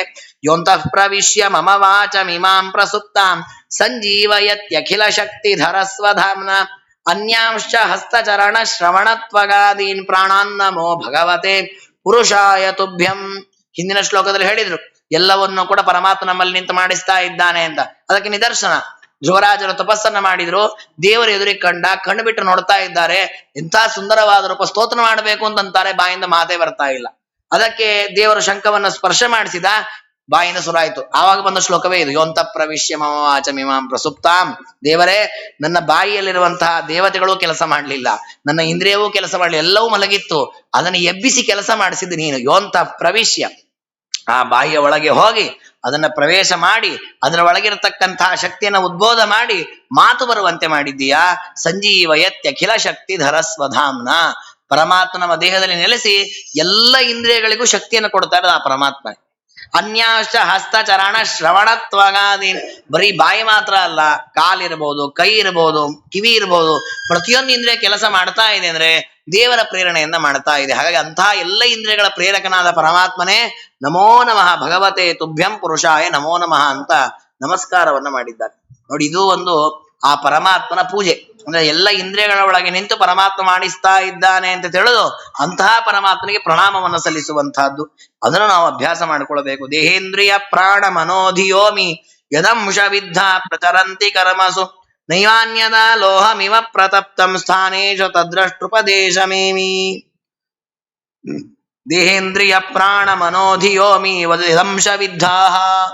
ನಮ್ಮ ದೇಹದಲ್ಲಿರತಕ್ಕಂತಹ ಇಂದ್ರಿಯಗಳು, ಪ್ರಾಣ, ಮನಸ್ಸು, ಬುದ್ಧಿ ಎಲ್ಲವೂ ಕೂಡ ಯದಂಶವಿದ್ದ, ಯಾವ ಪರಮಾತ್ಮನ ಸನ್ನಿಧಾನದಿಂದ ಕೂಡಿಕೊಂಡಾಗ ಪ್ರಚರಂತಿ ಕರ್ಮಸು, ಕೆಲಸ ಮಾಡ್ಲಿಕ್ಕೆ ಸಮರ್ಥವಾಗುತ್ತೆ. ಎಷ್ಟೋ ಬಾರಿ ನೋಡಿ ನಮಗೆ ಗೊತ್ತಾಗತ್ತೆ, ನಾವು ಯಾವ್ದೋ ಒಂದು ವಿಷಯಗಳಲ್ಲಿ ಬಹಳ ಗಹನವಾಗಿ ನೋಡ್ತಾ ಕೂತಿರ್ತೀವಿ, ನಮ್ಮ ಪಕ್ಕದಲ್ಲೇ ಒಂದು ಘಟನೆ ನಡೆಯತ್ತೆ, ನಮಗ್ ಕಾಣೋದೇ ಇಲ್ಲ ಅದು. ಆಮೇಲೆ ಅವ್ರು ಅಂತಾರೆ, ಇಲ್ಲೇ ಕೂತಿದ್ರಲ್ರಿ, ನಿಮ್ ಎದುರಿಗೆ ನಡೀತಿ, ನಿಮ್ಗೇನ್ ಕಾಣಿಸ್ಲೇ ಇಲ್ವಾ ಅಂತಾರೆ. ಹೊಸ ನೋಡಿ, ಕಣ್ಣು ಇದೆ, ಘಟನೆಯು ಅಲ್ಲೇ ನಡೆದಿದೆ, ಕಾಣ್ತಾ ಇಲ್ಲ. ಯಾಕಂದ್ರೆ ದೇವರು ಆ ಕಣ್ಣಿಗೆ ಅದನ್ನು ತೋರಿಸೋ ಪ್ರೇರಣೆ ಮಾಡ್ಲೇ ಇಲ್ಲ. ಹಾಗಾಗಿ ದೇವರು ಪ್ರೇರಣೆ ಕೊಟ್ರೆ ನಮ್ಮ ಇಂದ್ರಿಯದಿಂದ ಕೆಲಸ ನಡೆಯುತ್ತೆ, ಪ್ರೇರಣೆ ಕೊಡ್ಲಿಲ್ಲ ಅಂದ್ರೆ ಯಾವ ಇಂದ್ರಿಯದಿಂದ ಯಾವ ಕೆಲಸವೂ ನಡೆಯೋದಿಲ್ಲ. ಹಾಗಾಗಿ ನೈವಾನ್ಯದ ಲೋಹಮಿಮ ಪ್ರತಪ್ ಸಂಸ್ಥಾನೇಜು ಯದ್ರಷ್ಟುಪದೇಶಮೇ. ಪರಮಾತ್ಮನ ಪ್ರೇರಣೆ ಇಲ್ಲ ಅಂದ್ರೆ ಕೇವಲ ಗೊಂಬೆ ಅಂತಷ್ಟೇ ನಮ್ಮ ದೇಹ, ಏನು ಕೆಲಸ ಮಾಡ್ಲಿಕ್ಕೆ ಸಮರ್ಥವಲ್ಲ. ಹಾಗಾಗಿ ಅಂತಹ ಪರಮಾತ್ಮ ಸರ್ವೇಂದ್ರಿಯ ಪ್ರೇರಕನಾಗಿ ನಮ್ಮಿಂದ ಕಾರ್ಯಗಳನ್ನ ಮಾಡಿಸ್ತಾ ಇದ್ದಾನೆ ಅನ್ನೋದನ್ನು ತಿಳಿದುಕೊಂಡು ಆ ಪರಮಾತ್ಮನ ಪ್ರೀತಿಗಾಗಿ ವಿಹಿತ ಕರ್ಮಗಳನ್ನ ಮಾಡಬೇಕು. ಅಂತಹ ಪರಮಾತ್ಮನೇ ನಾವು ಏನು ಮಾಡ್ಲಿಕ್ಕೆ ಬರಲ್ಲ. ಅವನು ಮಾಡುವ ಉಪಕಾರಕ್ಕೆ, ಅವನ ಅನುಗ್ರಹಕ್ಕೆ ಒಂದೇ ಮಾಡಬಹುದು, ಎರಡೂ ಕೈಗಳನ್ನು ಎತ್ತಿ ನಮೋ ನಮಃ ಅಂತ ನಮಸ್ಕಾರ ಮಾಡು. ನಮೋ ನಮಸ್ತೆ ಸೃಷಭಾಯ ಸಾತ್ವತಾಂ ವಿದೂರ ಕಾಷ್ಠಾಯ ಮುಹುಕ್ಕು ಯೋಗಿನಾಂ ನಿರಸ್ತ ಸಾಮ್ಯಾತಿಶಯೇನ ರಾಧಸ ಸ್ವಧಾಮನಿ ಬ್ರಹ್ಮಣಿ ರಂಸ್ಯತೆ ನಮಃ. ಯಾವ ದೋಷಗಳು ಇಲ್ಲದೆ ಅನಂತ ಗುಣಗಳಿಂದ ಪೂರ್ಣನಾದಂತಹ ಪರಮಾತ್ಮ ನಮ್ಮ ಮೇಲಿನ ಅನುಗ್ರಹಕ್ಕೋಸ್ಕರ ಬಂದು ನಾವು ಕೊಟ್ಟ ಸಣ್ಣ ಸಣ್ಣ ಪದಾರ್ಥಗಳನ್ನು ಸ್ವೀಕಾರ ಮಾಡುತ್ತೆ. ನೋಡಿ, ದೇವರು ಎಷ್ಟು ದೊಡ್ಡವನು. ಬ್ರಹ್ಮದೇವರು, ರುದ್ರದೇವರು ಅವರಿಂದ ಪೂಜಿತನಾದವನು. ಎಂತೆಂತಹ ನೈವೇದ್ಯ ಮಾಡ್ತಾರೆ, ಎಂತೆಂತಹ ಅಭಿಷೇಕ ಮಾಡ್ತಾರೆ ಅವರು. ನಾವು ಸಣ್ಣ ಲೋಟದಲ್ಲಿ ಅಭಿಷೇಕ ಮಾಡುತ್ತೇವೆ. ಅನಂತ ಕೈಗಳಿದೆ ಅವನಿಗೆ, ಒಂದು ಕೈಗೂ ಹಿಡಿಯಲಾರದಷ್ಟು ಅನ್ನವನ್ನು ನೈವೇದ್ಯ ಮಾಡ್ತೇವೆ ನಾವು. ಅನಂತ ಕೈ ಇದೆ ಅವನಿಗೆ, ಅನಂತ ಉದರ ಇದೆ. ಸಣ್ಣ ಬಟ್ಲಲ್ಲಿ ಸಕ್ಕರೆ ಇಡ್ತೇವೆ, ಸಣ್ಣದೊಂದು ಬೆಲ್ಲ ತುಂಡಿಟ್ಟಿರ್ತೇವೆ. ನಮಗೆ ಹೊಟ್ಟೆಗೆ ಸಾಕಾಗಲ್ಲ ಅದು, ಆದ್ರೂ ದೇವರನ್ನು ಸ್ವೀಕಾರ ಮಾಡ್ತಾನೆ. ಯಾಕೆ? ಭಕ್ತ ಏನೋ ತಂದು ಕೊಟ್ಟಿದ್ದಾನೆ, ಮಾಡ್ಲಿ, ಅವ ಏನ್ ಪೂಜೆ ಮಾಡಿದ್ರೆ ತಗೊಳ್ತೇನೆ ಅಂತಾನೆ. ಅದಕ್ಕೆ ಹೇಳ್ತಾರೆ, ನಿತ್ಯ ನಿರತಿಶಯ ಆನಂದ ಪೂರ್ಣೋಪಿ ಭಕ್ತಾನುಕಂಪಯ ಪೂಜಾಂ ಗೃಹೀತು ಮಾತ್ರ ಅಗತ್ಯ ಸ್ಥಿತ. ದೊಡ್ಡ ಕಾರುಣ್ಯ ಅದು. ನಾವೇ ನೋಡಿ, ಉದಾಹರಣೆಗೆ 10 ಬಿಲ್ಡಿಂಗ್ ಅಂತಸ್ತಿನ ಮೇಲೆ ಮನೆ ಇರುತ್ತದೆ, ಆಚಾರ ಬರ್ಬೇಕು ಅಂತ ಕರೆದು ಆ 10 ಬಿಲ್ಡಿಂಗ್ ಹತ್ಕೊಂಡು ಮೆಟ್ಲ ಹತ್ತಿಸ್ಕೊಂಡು ಕರ್ಕೊಂಡು ಹೋಗಿ, ಆಚಾರ ನೀವು ಬಂದಿದ್ದು ಬಹಳ ಉಪಕಾರ ಆಯ್ತು, ಒಂದ್ ಲೋಟ ನೀರು ಕುಡಿದು ವಾಪಸ್ ಹೋಗ್ಬಿಡ್ರಿ ಅಂದ್ಬಿಟ್ರೆ ಎಷ್ಟು ಬೇಜಾರಾಗತ್ತೆ. ಅಯ್ಯೋ ಏನ್ರಿ 10 ಬಿಲ್ಡಿಂಗ್ ಹಚ್ಚಿದ್ರು, ಒಂದು 100 ರೂಪಾಯಿ ದಕ್ಷಿಣೆ ಆದ್ರೂ ಕೊಡಬಾರ್ದ? ಅಂದ್ರೆ ನಮಗಾಗುವಾಗ ನಮಗೆ ಅಷ್ಟು ನಾವು ಶ್ರಮ ಪಟ್ಟಿದ್ದಕ್ಕೆ ತಕ್ಕದಾದ ಫಲ ಬರಲಿ ಅಂತ ದೇವರನ್ನ 10 ಬಿಲ್ಡಿಂಗ್ ಅಲ್ಲ, ಕೋಟಿ ಕೋಟಿ ಬಿಲ್ಡಿಂಗ್ ಹತ್ತಿಸಿ ಕರಿತೇವೆ. ಕೋಟಿ ಕೋಟಿ ಬಿಲ್ಡಿಂಗ್ ಕೆಳಗಿಳಿದು ಬಾ ಅಂತೀವಿ. ಎಲ್ಲಿ ಕರೆದ್ರು ಅಲ್ಲಿ ಬರ್ಬೇಕು ದೇವರು. ನಾವೇನು ಕೊಟ್ಟರು ತಗೊಳ್ಬೇಕು. ತಾಮ್ರ ಪಾತ್ರೆಯಲ್ಲಿ ಇಟ್ಟರು ತಗೊಳ್ಬೇಕು, ಬಂಗಾರ ಬಟ್ಲಲ್ಲಿ ಇಟ್ಟರು ತಗೊಳ್ಬೇಕು, ಬೆಳ್ಳಿ ಬಟ್ಲಲ್ಲಿ ಇಟ್ಟರು ತಗೊಳ್ಬೇಕು. ಅದಕ್ಕೆ ದೇವರ ಕಾರುಣ್ಯ ಬಹಳ ದೊಡ್ಡದು. ಅದಕ್ಕೆ ದಾಸರು ಹೇಳಿದ್ರು, ನೀದಯ ಪರನೋ ನಿನ್ನವರ ಸಾಧನವೋ. ನಾವು ಮಾಡುವ ಸಾಧನದಲ್ಲಿ ಏನು ದೊಡ್ಡಿಸ್ತಿಕೆ ಇದೆ? ಏನು ದೊಡ್ಡಿಸ್ತಿಕೆ ಇಲ್ಲ. ಹಾಗಾಗಿ ಋಷಭಾಯ ಸಾತ್ವತಾಂ, ಅಂತಹ ವೈಷ್ಣವರ ಗುಂಪಿಗೆ ಪುರುಷನಾದ ಉತ್ತಮನಾದಂತಹ ವಿದೂರ ಕಾಷ್ಟಾಯ ಮೊಹಕ್ಕು ಯೋಗಿನಾಂ, ಕುತ್ಸಿತವಾದ ಬುದ್ಧಿಯಲ್ಲಿರ್ತಕ್ಕ ದುಷ್ಟರಿಗೆ ಎಂದೂ ಅವರಿಗೆ ಸಿಗೋದಿಲ್ಲ, ದೂರದಲ್ಲಿದ್ದಾನಂತೆ ಪರಮಾತ್ಮ. ನಿರಸ್ತ ಸಾಮ್ಯಾತಿಶಯೇ ನರಾಧಸ, ಅವನ ಗುಣಾದಿಗಳಿಂದಾಗಿ ಅವನಿಗೆ ಸಮಾನರು ಇಲ್ಲ, ಅವನಿಗಿಂತ ಉತ್ತಮರೂ ಇಲ್ಲ. ಅಂತಹ ಸರ್ವೋತ್ತಮನಾದ ಸ್ವಧಾಮನಿ, ಸ್ವತಂತ್ರನಾದ, ಯಾರ ವಶನೂ ಆಗದ ಪರಮಾತ್ಮ ಏನಿದ್ದಾನೆ ಅಂತಹ ಪರಮಾತ್ಮನಿಗೆ ನಮೋ ನಮಃ ನಮೋ ನಮಃ ಅಂತ ಪರಮಾತ್ಮನಿಗೆ ನಮಸ್ಕಾರವನ್ನ ಮಾಡಿದ್ದಾರೆ. ಯತ್ ಕೀರ್ತನಂ ಯಶ್ರವಣಂ ಯದೀಕ್ಷಣಂ ಯದ್ವಂದನಂ ಯತ್ಸ್ಮರಣಂ ಯದರ್ಹಣಂ ಲೋಕಸ್ಯ ಸದ್ಯೋ ವಿಧುನೋತಿ ಕಲ್ಮಷಂ ತಸ್ಮೈ ಸುಭದ್ರ ಶ್ರವಸೇ ನಮೋ ನಮಃ. ದೇವರಿಗೆ ನಮಸ್ಕಾರ ಮಾಡುವುದು ಒಂದು ಭಾಗವತ ಧರ್ಮ ನೋಡಿ. ನಿತ್ಯ ನಾವು ಸ್ಕೂಲಿಗೋ ಶಾಲೆಗೋ ಕಾಲೇಜಿಗೋ ಆಫೀಸಿಗೆ ಹೋಗುವಾಗ ದೇವರಿಗೆ ಒಂದು ಭಕ್ತಿಯಿಂದ ಸಾಷ್ಟಾಂಗ ನಮಸ್ಕಾರ ಮಾಡಿ ದೇವರೇ ಅನುಗ್ರಹ ಮಾಡಪ್ಪ ಅಂತ ಪ್ರಾರ್ಥನೆ ಮಾಡಿ ಹೋದ್ರೆ ನಿತ್ಯವೂ ನಾವು ಒಂದು ಭಾಗವತ ಧರ್ಮವನ್ನು ಆಚರಣೆ ಮಾಡಿದಂತೆ. ದುರಂತ ಅಂದ್ರೆ ನಾವು ನಮಸ್ಕಾರವೂ ಸರಿಯಾಗಿ ಮಾಡಲ್ಲ. ಯಾರೋ ಹೊರಟಿರ್ತೇವೆ, ದೇವ್ರಿಗೆ ನಮಸ್ಕಾರ ಮಾಡೋ, ಹಾ ದೇವರೇ ನಮೋ ನಮಃ, ಆ ನಮಸ್ಕಾರವೂ ನಾವು ಸರಿಯಾಗಿ ಮಾಡ್ತಾ ಇಲ್ಲ ಅಂದ್ರೆ ಇನ್ನೇನು ನಾವು ಭಾಗವತ ಧರ್ಮ ಮಾಡೋದು? ಶ್ರವಣ ಮನನಾದಿಗಳಿಲ್ಲ, ಸಂಧ್ಯಾ ವಂದನಾದಿಗಳಿಲ್ಲ, ಪೂಜಾದಿಗಳಿಲ್ಲ, ಯಜ್ಞಯಾಗಾದಿಗಳಿಲ್ಲ, ದಾನ ಧರ್ಮಗಳಿಲ್ಲ. ಪ್ರತಿ ಕ್ಷಣವೂ ಲೌಕಿಕ ಪ್ರಪಂಚದಲ್ಲಿದ್ದೇವೆ. ಇದೊಂದಾರು ಸುಲಭವಾಗಿರ್ತಕ್ಕ ಸಾಧನ ನಮಸ್ಕಾರ, ಸಾಷ್ಟಾಂಗವಾಗಿ ದೇವ್ರ ನಮಸ್ಕಾರ. ಅದೂ ಮಾಡ್ಲಿಲ್ಲ ಅಂದ್ರೆ ಯತ್ ಕೀರ್ತನಂ ಯಶ್ರವಣಂ ಯದೀಕ್ಷಣಂ, ಯಾವ ಪರಮಾತ್ಮನನ್ನ ಹಾಡುವುದು, ಅವನ ವಿಷಯಗಳನ್ನ ಕೇಳುವುದು, ಅವನನ್ನ ಕಾಣುವುದು, ಅವನಿಗೆ ನಮಸ್ಕಾರ ಮಾಡುವುದು, ಅವನನ್ನ ಸ್ಮರಣೆ ಮಾಡುವುದು, ಅವನ ಪೂಜೆ ಮಾಡುವುದು, ಇದೆಲ್ಲವೂ ಕೂಡ ವಿಧುನೋತಿ ಕಲ್ಮಷಂ, ನಮ್ಮ ಎಲ್ಲ ಪಾಪಗಳನ್ನ ಕಳೆದು ಬಿಡುತ್ತೆ. ಅಂದ್ರೆ ನೀವು ಯಾವ್ದನ್ನಾದ್ರೂ ಮಾಡ್ರಿ, ಯಾವ್ದನ್ನಾದ್ರೂ ಮಾಡ್ರಿ ಅಂತ ಹೇಳಿ ಯಾವ್ದೋ ಮಾಡದೇ ಇರಬಾರ್ದು. ಎಲ್ಲವನ್ನೂ ಮಾಡಿದ್ರು ಉತ್ತಮ. ಕಡೆ ಪಕ್ಷ ಯಾವ್ದನ್ನಾದ್ರು ಗರಿ ಸ್ಮರಣ ಮಾಡೋದು, ವಂದನೆ ಮಾಡೋದು, ಸ್ತೋತ್ರ ಮಾಡೋದು, ಯಾವ್ದನ್ನ ವಂದನೆ ಮಾಡಿದ್ರು ಕೂಡ ನಮ್ಮ ಪಾಪಗಳನ್ನ ಕಳೀತಾನೆ. ಅಂತಹ ಸುಭದ್ರ ಶ್ರವಸೆ, ಪವಿತ್ರವಾದ ಶಾಶ್ವತವಾದ ಮಂಗಲವಾದ ಕೀರ್ತಿಯನ್ನು ಹೊಂದಿರತಕ್ಕ ಪರಮಾತ್ಮನೇ ನಮೋ ನಮಃ ಅಂತ ನಮಸ್ಕಾರವನ್ನ ಮಾಡಿದ್ದಾರೆ. ನಾವು ಕೂಡ ಆ ಪರಮಾತ್ಮನಿಗೆ ಮತ್ತೆ ಮತ್ತೆ ಮತ್ತೆ ಮತ್ತೆ ನಮಸ್ಕಾರವನ್ನು ಮಾಡಿ ಹೀಗೆ ವಂದನ ಅನ್ನುವಂತಹ ಒಂದು ವಿಶಿಷ್ಟವಾದ ಭಾಗವತ ಧರ್ಮಗಳನ್ನ ಇನ್ನೂ ಕೆಲವು ಶ್ಲೋಕಗಳಲ್ಲಿ ಹೇಳಲಿಕ್ಕಿದ್ದಾರೆ. ಆ ವಿಷಯಗಳನ್ನ ನಾಳೆ ದಿನ ತಿಳ್ಕೊಳ್ಳೋಣ ಅಂತ ಹೇಳ್ತಾ, ವಿಷ್ಣುತೀರ್ಥ ಗುರು ಸಾರ್ವಭೌಮ ರಚನೆ ಮಾಡಿರತಕ್ಕಂತಹ ಚತುರ್ದಶಿ ಗ್ರಂಥದಲ್ಲಿ ಒಂದು 3ನೇ ಪ್ರಕರಣ ಸೂರ್ಯಗತಿ ಪ್ರಕರಣ ಅಂತ. ಸೂರ್ಯದೇವ ತಾನು ಸಂಚಾರವನ್ನ ಮಾಡ್ತಾ ಈ ಜಗತ್ತಿಗೆ ಬೆಳಕಾದಿಗಳನ್ನ ಕೊಟ್ಟಿದ್ದಾನೆ. ಅಂತಹ ಸೂರ್ಯನಲ್ಲಿ ಪರಮಾತ್ಮ ವಾಯುದೇವರನ್ನು ಇಟ್ಟಿದ್ದಾನೆ. ಆ ಮುಖ್ಯ ಪ್ರಾಣದೇವರೊಳಗೆ ಪರಮಾತ್ಮ ಇದ್ದಾನೆ. ಇದನ್ನ ನಾವು ಗಾಯತ್ರಿ ಜಪ ಮಾಡುವಾಗ ಚಿಂತನೆ ಮಾಡಬೇಕು. ಸವಿತೃ ಮಂಡಲ ಮಧ್ಯವರ್ತಿ ನಾರಾಯಣ ಅಂತ. ಹಾಗೆ ಆದಿತ್ಯ ಮಂಡಲದಲ್ಲಿ ಪರಮಾತ್ಮ ಇದ್ದಾನೆ. ಸೂರ್ಯಮಂಡಲದಲ್ಲಿರುವಾಗ ಪರಮಾತ್ಮ, ಅವನಿಗೆ ಸಾಮ ಅಂತ ಹೆಸರಂತೆ ದೇವರಿಗೆ. ಯಾಕೆ ಸಾಮ ಅಂತ ಹೆಸರು ಅಂದ್ರೆ ಮಾಂ ಪ್ರತಿ ಪ್ರತೀತಿ ಸಾಮ್ಯಂ ತತ್ ಕರಣಾರ್ಥ. ಸೂರ್ಯನನ್ನು ನೋಡುವಾಗ ಎಲ್ರಿಗೂ ನಮ್ ಕಡೆ ಬರ್ತಾ ಇದ್ದಾನೆ ಅಂತಾನೆ ಅನ್ಸುತ್ತೆ. ಸೂರ್ಯ ಉದಯಿಸಿ ಅಸ್ತವಿಸ ತನಕ ನೀವು ನೋಡ್ರಿ ನಮ್ ಕಡೆನೆ ಅಭಿಮುಖವಾಗಿದ್ದಾನೆ ಸೂರ್ಯ ಅಂತ. ಹಾಗೆ ನಮ್ಮ ಕಡೆ ಬರ್ತಾ ಇದ್ದಾನೆ ಎನ್ನುವ ಸಾಮ್ಯವನ್ನ, ಆ ಜ್ಞಾನವನ್ನು ತಂದು ಕೊಡ್ತಾನ ಕಾರಣ ದೇವರಿಗೆ ಸಾಮ ಅಂತ ಹೆಸರು. ಅದೇ ರೀತಿ ಪರಮಾತ್ಮ ತಾನು ಎಲ್ಲ ಪ್ರಾಣಿಗಳಿಂದ, ಅಂದ್ರೆ ಸೂರ್ಯ ಉದಯವಾದಾಗಿನಿಂದ ಮತ್ತೆ ಸೂರ್ಯ ಉದಯ ಆಗುವ ತನಕ ಎಷ್ಟು ಅವಸ್ಥೆಗಳಲ್ಲಿ ಸೂರ್ಯನ ಸಂಚಾರವಾಗತ್ತೆ, ಅದಕ್ಕೆ ತಕ್ಕ ಹಾಗೆ ನಮ್ಮ ಜೀವಗಳಿಗೆ ನಾನಾ ವಿಧವಾದ ಸುಖಾದಿಗಳ ಪ್ರಾಪ್ತವಾಗತ್ತೆ. ಆ ದೃಷ್ಟಿಯಲ್ಲಿ ಚಿಂತನೆಯನ್ನು ಹೇಳಿದ್ದಾರೆ. ಪರಮಾತ್ಮ ಸರ್ವ ಪ್ರಾಣಿಗಳಿಂದ ಸ್ತುತ್ಯನಾಗಿದ್ದಾನೆ. ಸರ್ವ ಪ್ರಾಣಿಗಳ ಹಿತಕ್ಕೋಸ್ಕರವಾಗಿ ಓಂಕಾರದಿಂದ ಪ್ರತಿಪಾದ್ಯನಾದಂತಹ ಪರಮಾತ್ಮ ನಖಮಾರಭ್ಯ ಕೇಶ ಪರ್ಯಂತಂ ವಿಲಕ್ಷಣ ಸುಖಾತ್ಮಕ ದೇಹ ಸರ್ವವರ್ಣ ಸಾಮವೇದಾಭ್ಯಾಂ ಸ್ತೂಯಮಾನ. ನಮ್ಮ ದೇಹದಲ್ಲಿ ನಮ್ಮ ಪಾದದ ಬೆರಳಿನ ಉಗುರಿನಿಂದ ಆರಂಭಿಸಿ ತಲೆಯ ಕೂದಲು ಪರ್ಯಂತ ಎಲ್ಲ ಕಡೆ ವ್ಯಾಪಿಸಿದ್ದಾನೆ. ನಮ್ಮ ದೇಹ ಮಾಂಸ ಚರ್ಮ ಇತ್ಯಾದಿಗಳಿಂದ ಕೂಡಿದ್ದು, ದೇವರದ್ದು ಅಪ್ರಾಕೃತವಾದ ಜ್ಞಾನ ಆನಂದಾತ್ಮಕವಾದ ದೇಹ. ಅಂತಹ ಪರಮಾತ್ಮ ದೇವತೆಗಳಿಂದ ಸ್ತುತನಾಗಿ ನಮ್ಮ ದೇಹದಲ್ಲಿ ನೆಲೆಸಿದ್ದಾನೆ. ಇಂತಹ ಪರಮಾತ್ಮ 7 ಕಾಲಗಳಲ್ಲಿ 7 ರೂಪಗಳಿಂದ ಸೂರ್ಯನಲ್ಲಿ ಇದ್ದು ಕಾಲ ಕಾಲಕ್ಕೆ ಪ್ರಾಣಿಗಳಿಗೆ ಏನು ಬೇಕೋ ಆ ಎಲ್ಲ ವ್ಯವಸ್ಥೆಯನ್ನ ಮಾಡ್ತಾನೆ. ಇದನ್ನು ಚಿಂತನೆ ಮಾಡುವುದನ್ನೇ ಸೂರ್ಯಗತಿ ಪ್ರಕರಣದಲ್ಲಿ ಹೇಳಿರೋದು. ಅಂದ್ರೆ ಈ ಸೂರ್ಯನಲ್ಲಿ ಪರಮಾತ್ಮ 7 ರೂಪದಿಂದ ಇದ್ದು 7 ಕಾಲದಲ್ಲಿ ಹೇಗೆ ವ್ಯವಸ್ಥೆಯನ್ನ ಮಾಡ್ತಾನೆ ಅಂತ. ಅಲ್ಲಿ ಮೊದಲನೇ ಕಾಲ, ಅದು ಒಟ್ಟೊಟ್ಟು ಒಂದೊಂದಕ್ಕೂ 6 ಘಳಿಗೆಗಳ ಕಾಲವನ್ನ ಕೊಟ್ಟಿದ್ದಾರೆ. ಮೊದಲ ಸೂರ್ಯ ಉದಯದಿಂದ ಇರುವಂತಹ 6 ಘಳಿಗೆಯ ಕಾಲ, ಷಡ್ ಘಟಿಕಾತ್ಮಕ ಏಕಕಾಲ, ಉದಯಮಾರಭ್ಯ ಅಸ್ತಮಯ ಪರ್ಯಂತಂ ತಾವತ್ ಘಟಿಕಾತ್ಮಕ ಪ್ರಾತಃ ಸಂಗಮ ಮಧ್ಯಾಹ್ನ ಅಪರಾಹ್ನ ಸಾಯಾಹ್ನ ನಾಮಕ ಪಂಚಕಾಲ. ಬೆಳಿಗ್ಗೆ ಸೂರ್ಯ ಉದಯವಾಗಿ ಸಾಯಂಕಾಲ ಸೂರ್ಯಾಸ್ತ ಆಗೋ ತನಕ ಏನು ಸೂರ್ಯ ಕಾಣುವ ಸಮಯ ಇದೆ, ಬೆಳಗಿನಿಂದ ಸಾಯಂಕಾಲ ತನಕ, ಅದನ್ನ 5 ಭಾಗ ಮಾಡ್ತಾರೆ. ಪ್ರಾತಃ ಕಾಲ, ಸಂಗಮ ಕಾಲ, ಮಧ್ಯಾಹ್ನ ಕಾಲ, ಮತ್ತೆ ಮಧ್ಯಾಹ್ನ ಸಂಗಮ ಕಾಲ, ಅದನ್ನ ಅಪರಾಹ್ನ ಅಂತಾರೆ, ಮತ್ತೆ ಸಾಯಾಹ್ನ. ಹೀಗೆ 5 ಕಾಲವನ್ನ ಮಾಡುತ್ತಾರೆ. ಈ 5 ಕಾಲದಲ್ಲಿಯೂ ಪರಮಾತ್ಮನ ರೂಪಗಳಿದೆ. ಒಂದೊಂದರಲ್ಲಿಯೂ ಕೂಡ 6 ಘಳಿಗೆಗಳು ಅಂತ ಇಟ್ಕೊಳ್ಬೇಕು. ಅವಾಗ 30 ಘಳಿಗೆಗಳಾಗತ್ತೆ.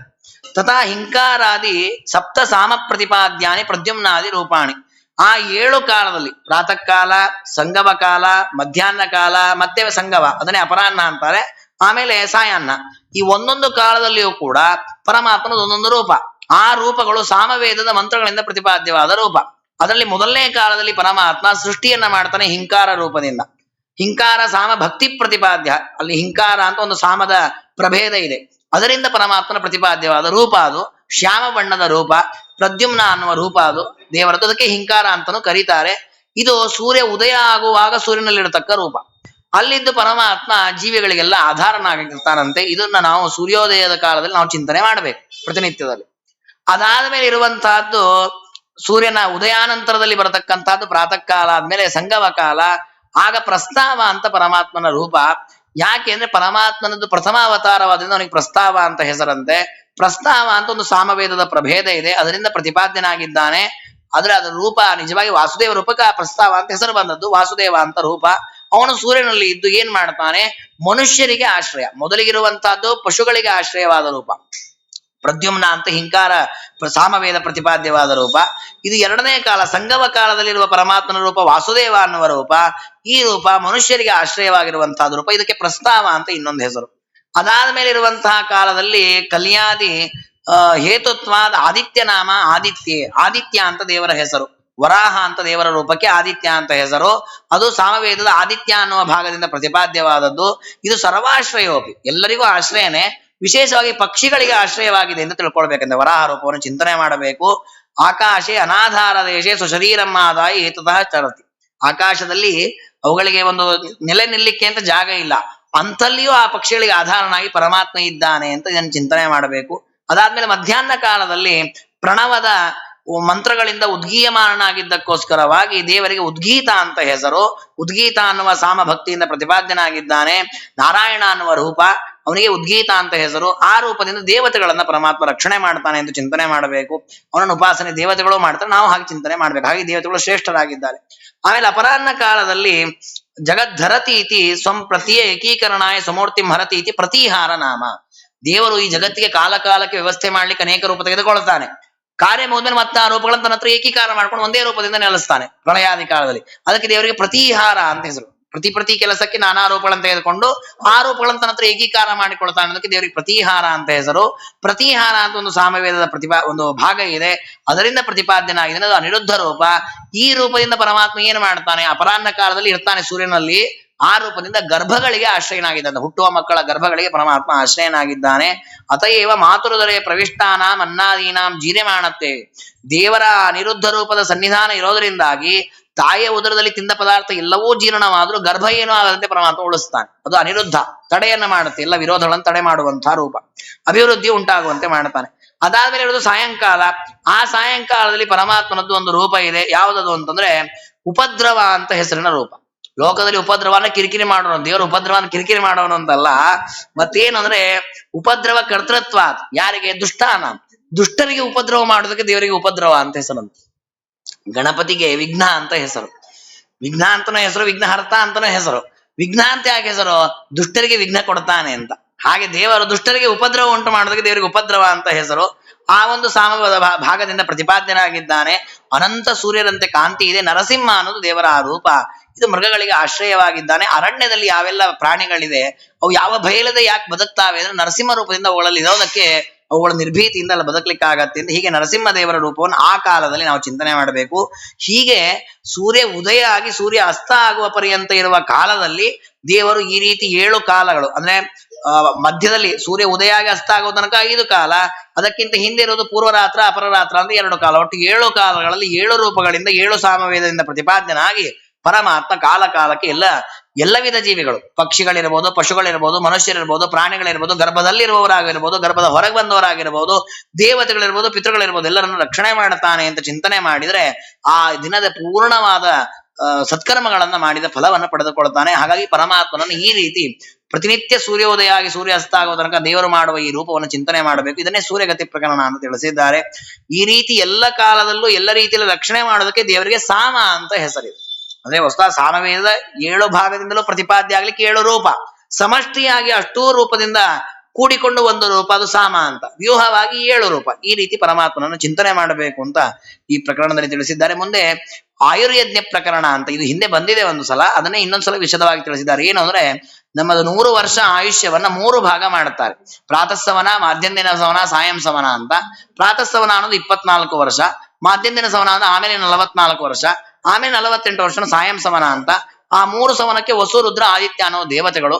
ಆ ದೇವತೆಗಳಿಗೆ ಪರಮಾತ್ಮನ ಅನಿರುದ್ಧ, ಪ್ರದ್ಯುಮ್ನ ಸಂಕರ್ಷಣ, ವಾಸುದೇವ ಅಂತ 3 ರೂಪಗಳಿಂದ ತತ್ವಾಭಿಮಾನಿ ದೇವತೆಗಳನ್ನು ಇಟ್ಟುಕೊಂಡು ಆ ವರ್ಷಗಳಲ್ಲಿ ನಮ್ಮಿಂದ ನಾನಾ ವಿಧವಾದ ಕರ್ಮಗಳನ್ನು ದೇವರು ಮಾಡಿಸ್ತಾನೆ ಅನ್ನೋ ಎಚ್ಚರ ಬೇಕು.